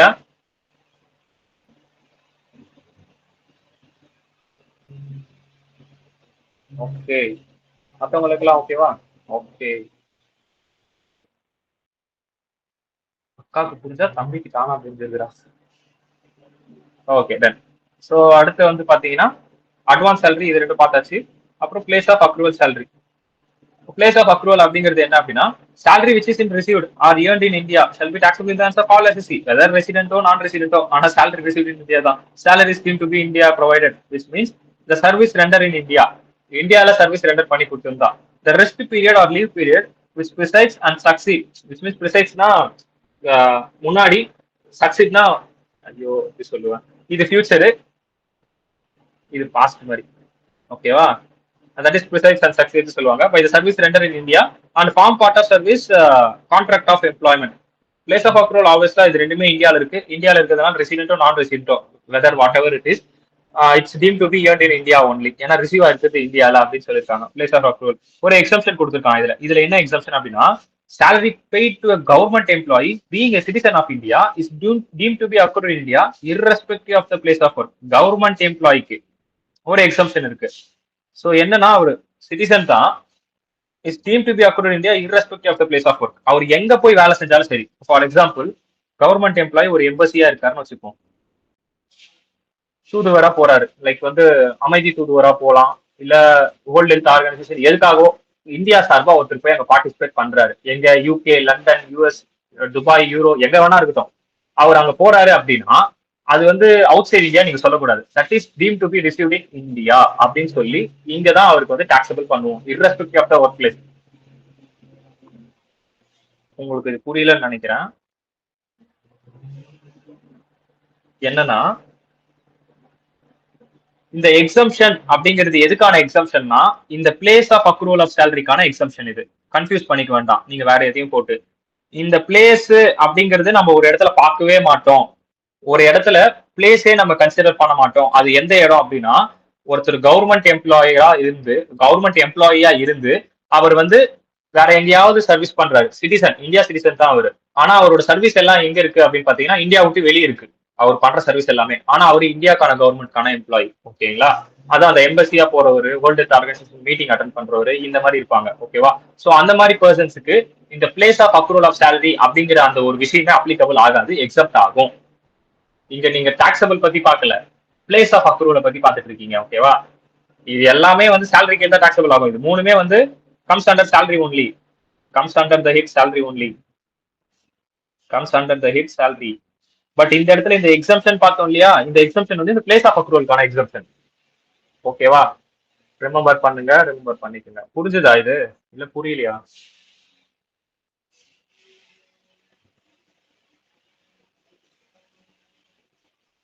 okay done. அதுக்கு அடுத்து டாக்ஸ் பாயிண்ட் கொடுத்துருக்கான். இங்க கொடுத்துருக்கான் பாரு, சூப்பரா.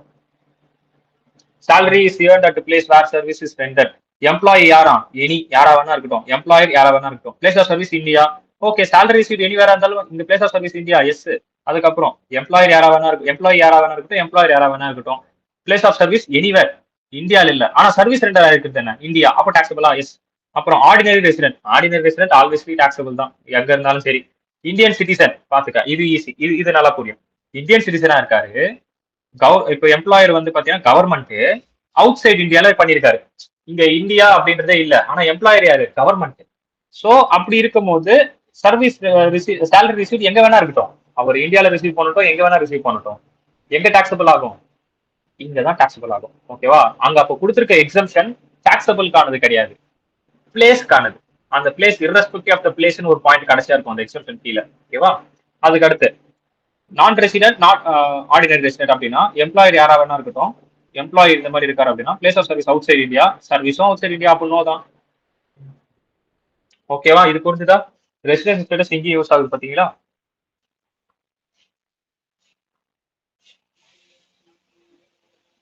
அடுத்து போலாமா?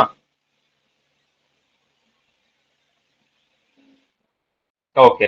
சோ இப்போ ஒரு கிளான்ஸ் மட்டும் பார்த்துட்டு சாலரிஸ் உள்ள நம்ம போவோம். இப்போ வரைக்கும் உங்களுக்கு ஓவராலா அந்த தேரி என்னன்றது ஒரு அண்டர்ஸ்டாண்டிங் கிடைச்சிருக்கும். ஸோ இதுல வந்து பாத்தீங்கன்னா இந்த பிபிடில நான் சில இதெல்லாம் ஆட் பண்ணிருப்பேன் எக்ஸ்ட்ராவா. சாலரிஸ் கீழே இதெல்லாம் வராது அப்படின்னு பாத்தீங்கன்னா MLA, MP, advocate or comes under other head, income from other sources அந்த ஹெட்ல வரும். எம்எல்ஏக்கு வந்து காசு வருது, எம்பிலாம் இருக்காங்க, அட்வொகேட்லாம் இருக்காங்க இல்லையா, அட்வொகேட் மோஸ்ட்லி பிசிபிபில போக சான்சஸ் உண்டு. பட் இவங்களோட இன்கம்லாம் வந்து சேலரி கீழே வராது, எல்லாமே ஐஎஃப்ஓஎஸ் கீழே போகும்.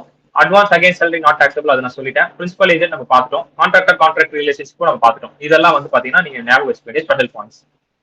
ஸ்பெஷல் பாயிண்ட்ஸ்னா இதுல இருந்து கொஸ்டின் கேட்டு கன்ஃபியூஸ் பண்ணுவான். சேலரி நம்ம வந்து டக்குன்னு ஆமா இது அண்டர் த ஹெட் சேலரி அப்படின்னு சொல்லி நம்ம டாக்ஸபிள் பண்ணிடக்கூடாது. ஓகேவா? அதுக்கு அடுத்து டிடக்ஷன்ஸ் பார்த்தோம்னா standard deductions that is 50,000 for old tax regime. Now new tax regime 75,000. இது ஒன்று ரிமெம்பர் பண்ணிக்கணும்.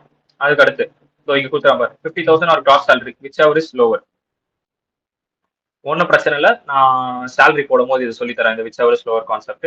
என்டர்டைன்மெண்ட் அலவன்சஸ் ஒன்று சொல்லுவாங்க. என்டர்டைன்மெண்ட் அலவன்சஸ் யாருக்கு மட்டும் அப்படின்னு பார்த்தீங்கன்னா கவர்மெண்ட் எம்ப்ளாய்க்கு மட்டும் தான். கவர்மெண்ட் எம்ப்ளாய்க்கு எவ்வளவு டிடக்ஷன்ஸ் கொடுப்பாங்க அப்படின்னா, ஆக்சுவலா எவ்வளவு அலவன்சஸ் அவன் அலோவ் பண்றான், 5,000 or 20% of the basic salary. ஒன்றும் பிரச்சனை இல்லை, ஞாபகம் வச்சுக்க வேண்டாம், நான் சம் போடும் போது சொல்லி தரேன். ஜஸ்ட் என்டர்டைன்மெண்ட் அலவன்சஸ்னா என்ன ஞாபகம் வச்சுக்கோங்க, அது யாருக்கு வந்து அப்ளிகபிள் அப்படின்றது மட்டும் ஞாபகம் வச்சுக்கோங்க. கவர்மெண்ட் எம்ப்ளாய்க்கு மட்டும் தான் அப்ளிகபிள் அப்படின்றது ஞாபகம் வச்சுக்கோங்க. ஓகேவா? ஏன்னா இதெல்லாம் நீங்க போடவே ஆட்டோமேட்டிக்கா உங்க மைண்ட்ல மெமரைஸ் ஆயிடும். என்டர்டைன்மெண்ட் அலவன்ஸ்னா 5,000 20% of basic salary are actually service lower அப்படிங்கிறது போடவே வந்து பாத்தீங்கன்னா மைண்ட்ல வந்து ஃபிக்ஸ் ஆயிடும். Okay, so don't to be remember this. அது professional tax also be deductible. Professional tax நான் சொன்னேன் தமிழ்நாட்டுல 2500 இருக்கு அப்படின்னு. இப்போ எவ்வளவு இருக்குன்னு எனக்கு எக்ஸாக்டா தெரியல. ஒன்ஸ் அகைன் நம்ம கூகுள்ல பாத்துக்கலாம். 2500 தான் இருக்கா அப்படின்ட்டு. ஓகே,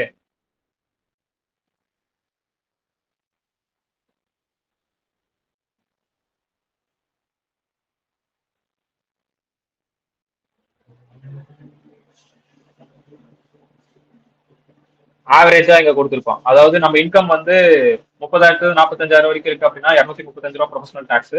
45ல இருந்து 60 வரைக்கும் இருக்குன்னா 510. 75,000 இருக்கு அப்படின்னா 1095. இது வரைக்கும் பாருங்க. Indian constitution the total amount due for professional tax must not exceed rupees 2,500. 2,500 தாண்டக்கூடாது. ஓகேவா? ப்ரொஃபஷனல் டாக்ஸ் இன் தமிழ்நாடு நீ வந்து எவ்வளவு வேணா வச்சுக்கலாம், பட் 2,500 ரூபா தாண்டக்கூடாது. இன்னமும் அதே தான் இருக்கு. ஓகேவா? So this is all about your professional tax. அடுத்து salaries. இப்போ நம்ம அந்த இது வரைக்கும் ரிமெம்பர் பண்ணிக்கணுமா அப்படின்னு கேட்டா, வெறும் standard deduction, entertainment allowances only for government employee, அதுக்கப்புறம் ப்ரொஃபஷனல் டாக்ஸ் 2,500 ரூபாய் ஃபார் தமிழ்நாடு. ஒரு ஸ்டேட்டுக்கு தகுந்த மாதிரி மாறும்பா. மகாராஷ்டிராக்கு ஒரு மாதிரி இருக்கும், மும்பைக்கு ஒரு ரேட்ல இருக்கும், கொல்கத்தாக்கு ஒரு ரேட்ல இருக்கும். இது ஓகேவா? பட் கொஸ்டின்ல குத்துரும், கவலைப்படாதீங்க. அதை நான் போய் பார்த்து படிச்சு ஞாபகம் வச்சுக்கணும் கேட்டா வேண்டாம். ஓகே, சோ இது மட்டும் இப்போதைக்கு இந்த பார்த்ததுல ரிமெம்பர் பண்ணிக்கிட்டா போதும். ஓகேவா? மத்த எதுவும் ரிமெம்பர் பண்ணிக்க வேண்டாம். பிளஸ் இந்த ஸ்பெஷல் பாயிண்ட்ஸ் இதை ரிமெம்பர் பண்ணிக்கிட்டா போதும். ஆல்மோஸ்ட் வந்து ஓரளவுக்கு ஒரு கவரேஜ் கிடைச்சிருச்சு உங்களுக்கு. ஓகேவா? சோ இப்போ சேலரிஸ் அப்படின்னு எடுத்துக்கிட்டோம் அப்படின்னா அங்க ஒரு கிளான்ஸ்ன்னு பார்த்தோம், சேலரிஸ்ல என்னென்னலாம் வரும்னு. அந்த மாதிரி அந்த கிளான்ஸை வந்து நான் எப்படி பிரிச்சுட்டேன் அப்படின்னா 5 டைப்பா பிரிச்சுட்டேன். சேலரிஸை 5 பிரிச்சுட்டேன். என்ன அந்த 5 அப்படின்னு பாத்தீங்கன்னா, ஜென்ரல்னு ஒன்று பிரிச்சுட்டேன், அலவன்சஸ்னு ஒன்று பிரிச்சுட்டேன், பெர்குசிட்ஸ்னு ஒன்று பிரிச்சுட்டேன், டெர்மினல் பெனிஃபிட்ஸ் ஒன்று பிரிச்சுட்டேன், ப்ராஃபிட் இன் லியோ சேலரின்னு பிரிச்சுட்டேன். மொத்தம் இந்த மாதிரி 5 பிரிச்சுட்டேன்.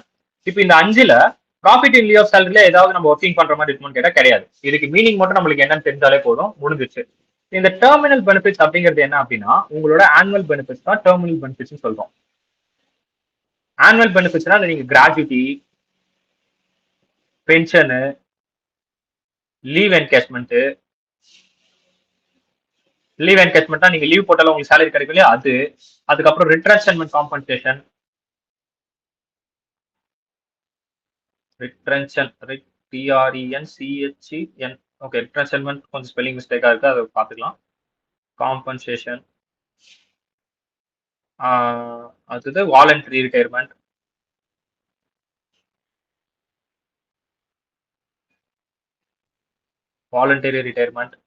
வேற என்ன இருக்கு?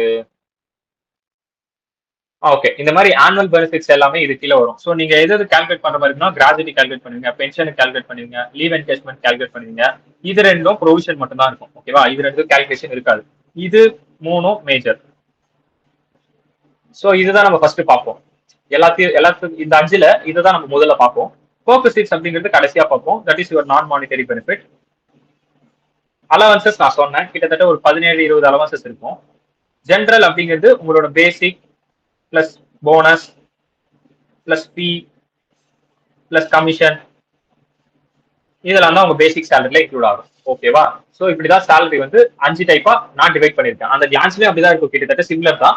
பட் நம்ம இந்த 5 தான் மேஜரா படிப்போம். சோ உங்க சேலரிஸ் அப்படின்னு ஞாபகம் வருது அப்படின்னா உங்களுக்கு இந்த 5 டக்குன்னு ரிமெம்பர் ஆகணும். General, allowances, perquisites, terminal benefit, profit in lieu salary. இந்த 5 மட்டும் தான் நம்ம சேலரி உள்ள பண்ண போறோம். இந்த 5 விஷயத்த மட்டும் தான் சேலரி உள்ள மேஜரா பண்ண போறோம். மொத்த சாப்டருமே இந்த 5 தான். சேலரிஸ் அப்படிங்கிற மொத்த சாப்டருமே இந்த 5 தான். ஓகேவா? இந்த 5 இது நம்மளுக்கு எப்படி 5 எக்ஸ் அந்த மாதிரி சேலரிக்குள்ள இவன் 5, இவன் சேலரிஸ்ல இவன் 5 பேர் பெரிய தலை. அதாவது ஒரு பெரிய டான் இருப்பான், அந்த டான் கீழே ஒரு 10 ஸ்டேட் இருக்கும், அந்த 10 ஸ்டேட்டுக்குள்ள 10 டான் இருப்பான், அந்த 10 டான் கீழே இன்னொரு 5 டான் இருப்பானுங்க, அந்த மாதிரி. ஓகேவா? எப்படி கேஜிஎஃப் தான் எனக்கு ஞாபகம் வருது. ஓகேவா? சோ எப்படி ஷெட்டி வந்து ஒரு பெரிய டான், ஆனா ஷெட்டிக்கு ஒரு டான் ஒருத்தன் வருவான், பட் டானுக்கெல்லாம் டான் இங்க ஒருத்தன் வருவான் அப்படிங்கிறது தெரியாது இல்லையா? சோ அந்த மாதிரிதான் இந்த ஹெட்ஸுக்குள்ள ஒரு ஹெட்ஸு கீழே ஒருத்தர் மேஜரா வந்து பிளே பண்ணுவாங்க. ஓகேவா? சோ இந்த கிளான்ஸ் மட்டும் பார்த்துட்டு பிரேக் போகும். ஜென்ரல் நான் சொன்ன மாதிரி பேசிக் சேலரி, ஃபீ, இன்டென்சிவ், கமிஷன். இன்சென்டிவா இன்சென்டிவ்னு நினைக்கிறாரு. ஓகே, டைப்போ எரர் ஆயிட்டு இருக்கு. டன். சோ அதுக்கப்புறம் இது வரைக்கும் ஜென்ரல். இந்த இன்சென்டிவ்ஸ் அப்படிங்கிறது என்னன்னா, ஜொமேட்டோலாம் நீங்க போயிருந்தீங்கன்னா நீங்க வந்து 6 ஆர்டர் பண்ணி 6 ஆர்டர் வந்து நீங்க எடுத்திருந்தீங்க.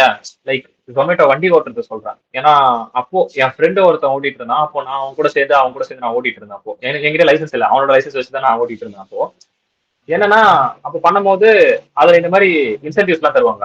ஒரு ஒரு நைட்டு போனோம், பார்ட் டைமா போகும்போது 6 ஆர்டர் எடுத்திருந்தோம்னா ஓகேவா, 6 ஆர்டர் எடுத்தா உங்களுக்கு எக்ஸ்ட்ராவா ஒரு 300 ரூபாய் கிடைக்கும். அந்த 6 ஆர்டருக்கு வர டெலிவரி சார்ஜஸ் இல்லாம எக்ஸ்ட்ராவா ஒரு 300 ரூபாய் கிடைக்கும் அப்படின்னு சொல்லி ஒரு ஒரு ஆஃபர். அப்ப வரும்போது நம்ம என்ன பண்ணுவோம், எப்படியாவது 6 ஆர்டர் எடுத்துட்டு தான் வீட்டுக்கே போனோம் அப்படின்ற மாதிரி இருக்கும் இல்லையா, எப்படியாவது 6 ஆர்டர் முடிச்சுட்டு தான் வீட்டுக்கு போனோம் அப்படின்ற மாதிரி இருக்கும். சோ அப்ப அந்த 6 ஆர்டர் முடிச்சதுக்கு அப்புறம் ஒரு 300 ரூபாய் வந்துச்சு எக்ஸ்ட்ராவா. So that is incentive. ஒரு ஒரு அந்த எம்ப்ளாயை வந்து ஊக்குவிக்கிறாங்க, இதை பண்ண, இந்த டாஸ்க்கை முடி, உனக்கு காசு எக்ஸ்ட்ராவா தரேன் அப்படின்ட்டு. அப்ப அந்த டாஸ்க் முடிஞ்சா காசு எக்ஸ்ட்ராவா வருதுன்றதுக்காகவே நம்ம ஒர்க் பண்ணுவோம். கரெக்டா? So that is consider as incentive. அதுவுமே உங்களுக்கு சேலரி மாதிரி தான். கரெக்டா? சோ அந்த மாதிரி சில விஷயங்கள் மோட்டிவேட் பண்றதுக்காக, அது எல்லாமே மோட்டிவேட் பண்றதுக்காக பண்ணக்கூடிய விஷயங்கள். பட் இதுல எல்லாம் நம்ம மோட்டிவேட் ஆகுமா அப்படின்னு கேட்டா, அந்த வயசுல ஆமா மோட்டிவேட் ஆனேன். பட் ஆனா லாஜிக்கலா திங்க் பண்ணணும்னா அதனால பலன் அடையிறது யாருன்னா ஜொமேட்டோ. வெறும் ஒரு 300 ரூபாய்க்கு ஆசைப்பட்டு மாடு மாதிரி வேலை செய்வோம். ஓகேவா? சோ திங்க் பண்ணணும். மோட்டிவேட் பண்றது ஓகே, அது ஒரு பாயிண்ட். பட் அது என் லைஃபா, என் லைஃப்காக அதை நான் பண்றேனா அப்படின்னு கேட்டா திங்க் பண்ணுங்க. திங்க் பண்ணிட்டு என் லைஃப்காக அது ஒர்த்தா இருக்கு அப்படின்னா அதுல வேலை செய்யலாம், அந்த மோட்டிவேஷனுக்கு ஏற்ற மாதிரி வேலை செய்யலாம். அதர்வைஸ் அது ஒரு பார்ட் ஆஃப் த லைஃப் தான். ஓகேவா? ரொம்ப போட்டு அப்படியே உழைச்சோன்னா நாளைக்கு ஜொமேட்டோவில் விட்டு இப்ப நான் வெளியே வந்துட்டேன், நீ யாரோ நான் யாரோன்ற மாதிரி தான். புரியுதா? பட் இந்த மாதிரியான சில விஷயங்கள்லாம் நடக்கும். ஆஃபீஸ்லயும் இந்த மாதிரி சில மோட்டிவேஷன் நடக்கும். நீங்க சூஸ் பண்ணுங்க வாய்ஸ்லி, எது தேவை எது தேவை இல்லை, என்ன மாதிரியான மோட்டிவேஷன். எல்லாமே மோட்டிவேஷனுக்கு இருக்கும். ஆனா அந்த மோட்டிவேஷன்ல எது நம்மளுக்கு தேவைன்றது ஒண்ணு இருக்கும் இல்லையா? சோ அது கொஞ்சம் ப்ராப்பரா சூஸ் பண்ணணும். அடுத்து அலவன்சஸ் அப்படின்னு எடுத்துக்கிட்டோம்னா டேர்னன்ஸ் அலவன்சஸ், இது நான் சொல்றேன். DP it's forming part or non forming part அப்படின்னு இருக்கும். இது நான் உங்களுக்கு தெளிவா எக்ஸ்பிளைன் பண்றேன். இந்த அலவன்சஸ் எதுக்கு தருவாங்க அப்படின்னா, இப்போ இன்ஃபிளேஷன் ஆகுது இல்லையா, நிறைய டைம் நான் இன்ஃபிளேஷன் பத்தி சொல்லி கொடுத்துருக்கேன் இல்லையா. அப்போ இந்த இன்ஃபிளேஷனை ஒரு எம்ப்ளாயி ஃபேஸ் பண்ணணும் அப்படின்றதுக்காக அவருக்கு கொஞ்சம் எக்ஸ்ட்ராவா ஒரு அலவன்சஸ் கொடுப்பாங்க. ஒரு 5000 ரூபாய் எக்ஸ்ட்ராவா தருவாங்க. இன்ஃபிளேஷன் ரேட் ஏறுது, இந்தாப்பா நீ ஒரு 5000 ரூபாய் எக்ஸ்ட்ரா வச்சுக்கோ அப்படின்னு ஒரு அலவன்சஸ் கொடுப்பாங்க. That is called dearness allowances. அவரோட ஸ்டாண்டர்ட் ஆஃப் லிவிங்க அவர் வந்து பேலன்ஸ் பண்றதுக்காக கொடுக்கறது. ஓகே. அடுத்து ஹவுஸ் ரெண்ட் அலவன்சஸ். இது நார்மலா நம்மளுக்கே தெரியும். நம்ம ரெண்ட் ஹவுஸ்ல இருந்தோம்னா நம்ம எம்ப்ளாயர் வந்து ரெண்ட் தருவார். அதுக்கப்புறம் எஜுகேஷன் அலவன்சஸ். நம்ம சில்ட்ரன் வேற யாருன்னா இருந்தாங்க, நம்மளுக்கு சில்ட்ரன்ஸ் யாருன்னா இருக்காங்கன்னா அவங்களுக்கு எஜுகேஷன் அலவன்சஸ் தருவாங்க. ஒன்னும் பெருசாலாம் தரமாட்டான்டா, 200 ரூபாய் தருவான்டா ஒரு சில்ட்ரனுக்கு மாசத்துக்கு. ஓகேவா? சொல்றேன் பின்னாடி இருக்கும். அதே மாதிரி ஹாஸ்டல் அலவன்சஸ். ஹாஸ்டல் அலவன்சஸ் எவ்வளவு தருவான்ற, 100 ரூபான்னு நினைக்கிறேன். 100 ரூபாவோ 300 ரூபாவோ தெரியல, இது ரெண்டும் சேர்த்து 300 நினைக்கிறேன். ஓகேவா? சோ ஹாஸ்டல் அலவன்சஸ் இருக்கும். அப்புறம் என்டர்டைன்மெண்ட் அலவன்சஸ், இது நம்ம பார்த்தோம் இப்பதான். கவர்மெண்ட் எம்ப்ளாய்க்கு இருந்தா ஒண்ணு அப்படின்னு மாதிரி இப்ப பின்னாடி ஒண்ணு நான் சொன்னேன்ல, என்டர்டைன்மெண்ட் அலவன்சஸ். இங்க பார்த்தோம்ல என்டர்டைன்மெண்ட் அலவன்சஸ். ஓகேவா? சோ அதுதான் அங்க கொடுத்துருக்கான். அதுக்கு அடுத்து மெடிக்கல் அலவன்சஸ். இதெல்லாம் காமன் பாயிண்ட்ஸ். மெடிக்கல் அலவன்சஸ் நான் சொல்றேன். இதுல சிலது வந்து டாக்ஸபிள் ஆகும், சிலது நான் டாக்ஸபிள் ஆகும். அதுவும் நான் உங்க புக்ல சொல்றேன், நீங்க அதை எப்படி படிக்கணும்னு. அதுக்கப்புறம் கன்வீனியன்ஸ் அலவன்சஸ், நீங்க வந்து போற செலவு. சிட்டி காம்பன்சேட்டரி அலவன்சஸ், நீங்க உள்ளுக்குள்ள ஏதாவது சிட்டிஸ்ல இருந்து நீங்க ஏதாவது செலவு பண்ணிருக்கீங்க அப்படின்னா அதை காம்பன்சேட் பண்ற மாதிரி உங்களுக்கு ஒரு அலவன்சஸ் தருவாங்க. அதுக்கப்புறம் uniform, professional development, transport, other allowances. So இது எல்லாமே அலவன்சஸ் அண்டர்ல வரும். ஓகேவா? உங்க புக்ல நான் சொல்றேன் நீங்க எதை படிக்கணும், எப்படி படிக்கணும்னு. அதுக்கு அடுத்து சோ இது வரைக்கும் அலவன்சஸ் முடிஞ்சா. சோ ஜெனரலும் முடிஞ்சு, அலவன்ஸும் முடிஞ்சு. இப்போ பெர்குசிட்ஸ். பெர்குசிட்ஸ் எடுத்துக்கிட்டா என்னென்ன இருக்குன்னு பாருங்க. Any application of employee paid by employer, இதுதான் மேஜர். எம்ப்ளாயியோட ஆப்ளிகேஷன் யார் பே பண்றாருன்னா எம்ப்ளாயர் பே பண்றாரு. அதுல என்னென்னலாம் இருக்குன்னா அக்கமடேஷன், ஷேர்ஸ் அண்ட் செக்யூரிட்டிஸ் கூட வாங்கி கொடுக்கலாம். நான் மானிட்டரி பெனிஃபிட். நான் இப்போ ஷேர்ஸ் அண்ட் செக்யூரிட்டி, இப்போ என்கிட்ட ஒருத்தர் வேலை செய்யறாருன்னா நான் ஒரு ஷேர் வாங்கி அவர்கிட்ட கொடுக்குறேன். நான் மானிட்டரி பெனிஃபிட். அவரு காசு கொடுத்து வாங்கியிருக்க வேண்டியதை நான் காசு கொடுத்து வாங்கி கொடுக்குறேன். அது அதுக்கப்புறம் கான்ட்ரிபியூஷன் ஏதாவது பண்றேன், superannuation fund, that is nothing. PF தான். PF, recognise provident fund, public provident fund, unrecognise provident fund, இதெல்லாம் நம்ம பார்ப்போம், கவலைப்படாதீங்க. ஓகேவா? சோ இந்த மாதிரி வந்து superannuation fund. Gas, electricity, water, இதெல்லாம் நான் கொடுக்குறேன்னா அதுவும் பெர்குசிட்ஸ் தான். மெடிக்கல் ஃபெசிலிட்டிஸ் எதனா இங்க ப்ரொவைட் பண்றேன்னா you have to remember, medical allowances வேற, மெடிக்கல் பெர்குசிட்ஸ், மெடிக்கல் ஃபெசிலிட்டிஸ் வேற. மெடிக்கல் அலவன்சஸ் அண்டர்ல வரும். மெடிக்கல் ஃபெசிலிட்டிஸ் வந்து பாத்தீங்கன்னா பெர்குசிட்ஸ் கீழே வரும். ஆனா எனக்கு புரியலனா, மெடிக்கல் அலவன்சஸ்க்கும் மெடிக்கல் ஃபெசிலிட்டிஸ்க்கும் எனக்கு மீனிங் புரியலனா அப்படின்னா, மெடிக்கல் அலவன்சஸ்னா மணியா நம்ம கொடுத்துருவோம், இந்த ஒரு பாக்கெட். சோ இப்போ மெடிக்கல் ஃபெசிலிட்டிஸ் அப்படின்னா மெடிக்கல் ஃபெசிலிட்டிஸ். இப்போ என் எம்ப்ளாயர் இருக்காரு இல்லையா, என் எம்ப்ளாயரே வந்து பாத்தீங்கன்னா ஒரு ஹாஸ்பிட்டல் வச்சிருப்பாரு. ஹாஸ்பிட்டல் வச்சிருக்காரு அப்படின்னா நான் எம்ப்ளாயி தானே அவர்கிட்ட. ஒரு கம்பெனியும் வச்சிருக்காரு, அந்த கம்பெனில நான் எம்ப்ளாயியா இருக்கேன். ஓகேவா? சோ இப்போ நான் இங்க இருந்து அவரோட ஹாஸ்பிட்டல்ல போய் பாத்துக்கலாம் அப்படின்னு சொல்றது, இந்த இடத்துல நான் மணியே கொடுக்க மாட்டேன், காசே கொடுக்க தேவையில்லை. அப்போ இது வந்து பர்க்விசிட்ஸ் அண்டர்ல வந்துடும். So my employer providing one medical facilities to me. Otherwise இங்கேயே ரீஎம்பர்ஸ்மெண்ட் பண்ணலாம். இப்போ இன்கேஸ் ஹாஸ்பிட்டல் அவருக்கு இல்ல, எம்ப்ளாயருக்கு ஹாஸ்பிட்டல் இல்ல, வேற ஒருத்தரோட ஹாஸ்பிட்டல், ஆனா நான் காசு கட்டல, என்னோட எம்ப்ளாயர் தான் எனக்காக காசு கட்டியிருக்காரு, ஏன்னா எனக்கு அந்த மெடிக்கல் ப்ராப்ளம் வந்தது என்னோட வேலை இருந்ததுனாலதான் அப்படின்னும் போது அவர் ரீஎம்பர்ஸ்மெண்ட் பண்ணுவாரு. ரீஎம்பர்ஸ்மெண்ட்னா நான் கொடுக்க வேண்டியதை அவர் திருப்பி தராரு அப்படின்ற மாதிரி அர்த்தம். சோ அந்த மாதிரி இருக்குன்னா அதுவுமே பர்க்விசிட்ஸ் கீழே வந்துடும். இதெல்லாம் மெடிக்கல் ஃபெசிலிட்டிஸ். புரிஞ்சுக்கோங்க, மெடிக்கல் அலவன்சஸ் வேற, மெடிக்கல் ஃபெசிலிட்டிஸ் வேற. மெடிக்கல் அலவன்சஸ் உங்க சேலரியில இன்க்ளூட் ஆயிடும். மெடிக்கல் ஃபெசிலிட்டிஸ்ன்றது அவர் ப்ரொவைட் பண்றது. ஓகே, இந்த சென்ஸ் அவர் எப்போ ப்ரொவைட் பண்றாரோ அப்போதான் வந்து அது பர்க்விசிட்ஸ் கீழே வரும். ஓகேவா? Captain remember. அதுக்கப்புறம் other fringe benefits, some other benefits, எப்படி சொல்றது, இதர பெனிஃபிட்ஸ், மிஸ்லினியஸ் அந்த மாதிரி சொல்லுவோம் இல்லையா, ஸோ அந்த மாதிரி அதர் ஃப்ரிஞ்ச் பெனிஃபிட்ஸ் ஏதாவது அலோவ் பண்றாங்கன்னா. அதுக்கப்புறம் leave travel concession, contribution of PF, interest on recognise provident fund. இது பாருங்க இன்ட்ரெஸ்ட். ஓகே, அதுல இருந்து வரக்கூடிய interest. Any other item like bonus ஜென்ரலா வந்து ஜென்ரல்ல சேர்ந்துரும். பட் சம் அதர் ஐட்டம்ஸ் அப்படின்னு சொல்லிட்டு லைக் போனஸ் அப்படின்னு ஒரு எக்ஸாம்பிளுக்கு அங்க வச்சிருக்கேன். ஓகேங்களா? So this are comes under perquisites. இதுல கிஃப்ட் ஆட் பண்ணலையா, கிஃப்ட்டும் இதுக்குள்ளதான் வரும். ஓகேங்களா? ஸோ இதெல்லாம் நீங்க மேஜரா ஞாபகம் வச்சுக்கணும். இதெல்லாம் பர்க்விசிட்ஸ்ல வந்துரும்ப்பா உங்களுக்கு. ஓகேவா? அடுத்து டெர்மினல் பெனிஃபிட்ஸ். டெர்மினல் பெனிஃபிட்ஸ் நான் சொன்ன மாதிரி gratuity, leave encashment, pension, retirement compensation received under voluntary scheme. அவ்வளவுதான். ஸோ இதெல்லாம் தான் டெர்மினல் பெனிஃபிட்ஸ். ஆச்சா? Profit in lieu of salary உங்களுக்கே தெரியும். So this is the 5. அந்த 5 இதுதான். Profit in lieu of salary அப்படிங்கிறது உங்க சேலரிக்கு பதிலாக நீங்க வேற எதனா ப்ராஃபிட்டா ரிசீவ் பண்ணிருக்கீங்க, ஒரு 4 லட்சம் 5 லட்சம் உங்களுக்கு எக்ஸ்ட்ரா கொடுத்துருக்காரு, ஒரு ப்ராஃபிட்டா கொடுத்துருக்காரு அப்படின்னா that is considered as profit in lieu of salary. இந்த 5 தான் நீங்க பார்க்க வேண்டியது. ஓகேவா? ஸோ போயிட்டு வந்துட்டீங்கன்னா டியர்னஸ், பே ஸ்கேலு, கமிஷனர், போனஸ்னா என்னன்னு நான் சொல்றேன். அதுக்கப்புறம் கிராஜுவிட்டி கால்குலேஷனுக்கு நம்ம போவோம். ஸோ இப்போ வந்து உங்க புக்ல இப்போ போயிட்டு இதெல்லாம் பார்த்தீங்கன்னா உங்களுக்கு அண்டர்ஸ்டாண்ட் ஆகும். Basic fees, leave encashment, pension, retirement compensation, allowances, perquisites. Okay, so ஃபைனலா கிராஸ் சேலரி வரும். அதுல இருந்து நம்ம டிடக்ஷன்ஸ் கொடுப்போம். எப்படி வந்து ஜிஏவில இருந்து என்ஏவி கால்குலேட் பண்ணி அதுக்கப்புறம் டிடக்ஷன்ஸ் கொடுத்துட்டு அதுக்கப்புறம் ஐஎஃப்ஹெச்பின்னு கொண்டு வரும், அந்த மாதிரி கிராஸ் சேலரி இருந்து டிடக்ஷன்ஸ் எல்லாம் மைனஸ் பண்ணிட்டு நீங்க வந்து ஃபைனலா income under the salary. Okay, அப்படி கால்குலேட் பண்ணுவீங்க. ஸோ பிரேக் போயிட்டு வந்துட்டு நம்ம பே ஸ்கேல்னா என்னன்னு பார்ப்போம். பிளஸ் வந்து இந்த டியர்னஸ் அலவன்ஸ்னா என்னன்னு சொல்லிட்டேன், ஃபீஸ் கமிஷன் நான் சொல்லி கொடுத்துறேன். அப்புறம் கிராஜுவிட்டி உள்ள போவோம். ஓகேங்களா? கிராஜுவிட்டிலாம் சூப்பரா இருக்கும். ஒரு மாதிரி கால்குலேஷன்லாம் பயங்கரமா இருக்கும் கிராஜுவிட்டியில. ஓகேவா? ஓகேப்பா. ஸோ ஜஸ்ட் ஒரு கோ த்ரூ பண்ணுங்க இந்த கிளான்ஸ் வந்துட்டு நான் உங்களுக்கு இதெல்லாம் எக்ஸ்பிளைன் பண்றேன். பே ஸ்கேல்னா என்ன, அப்புறம் பேசிக் சேலரினா என்ன அப்படின்றதெல்லாம் நான் எக்ஸ்பிளைன் பண்றேன். Okay, any other doubts? வேற ஏதாவது டவுட்ஸ் இருந்தா கேட்கலாம். பிரேக் எவ்வளவு நேரம் அப்படின்னு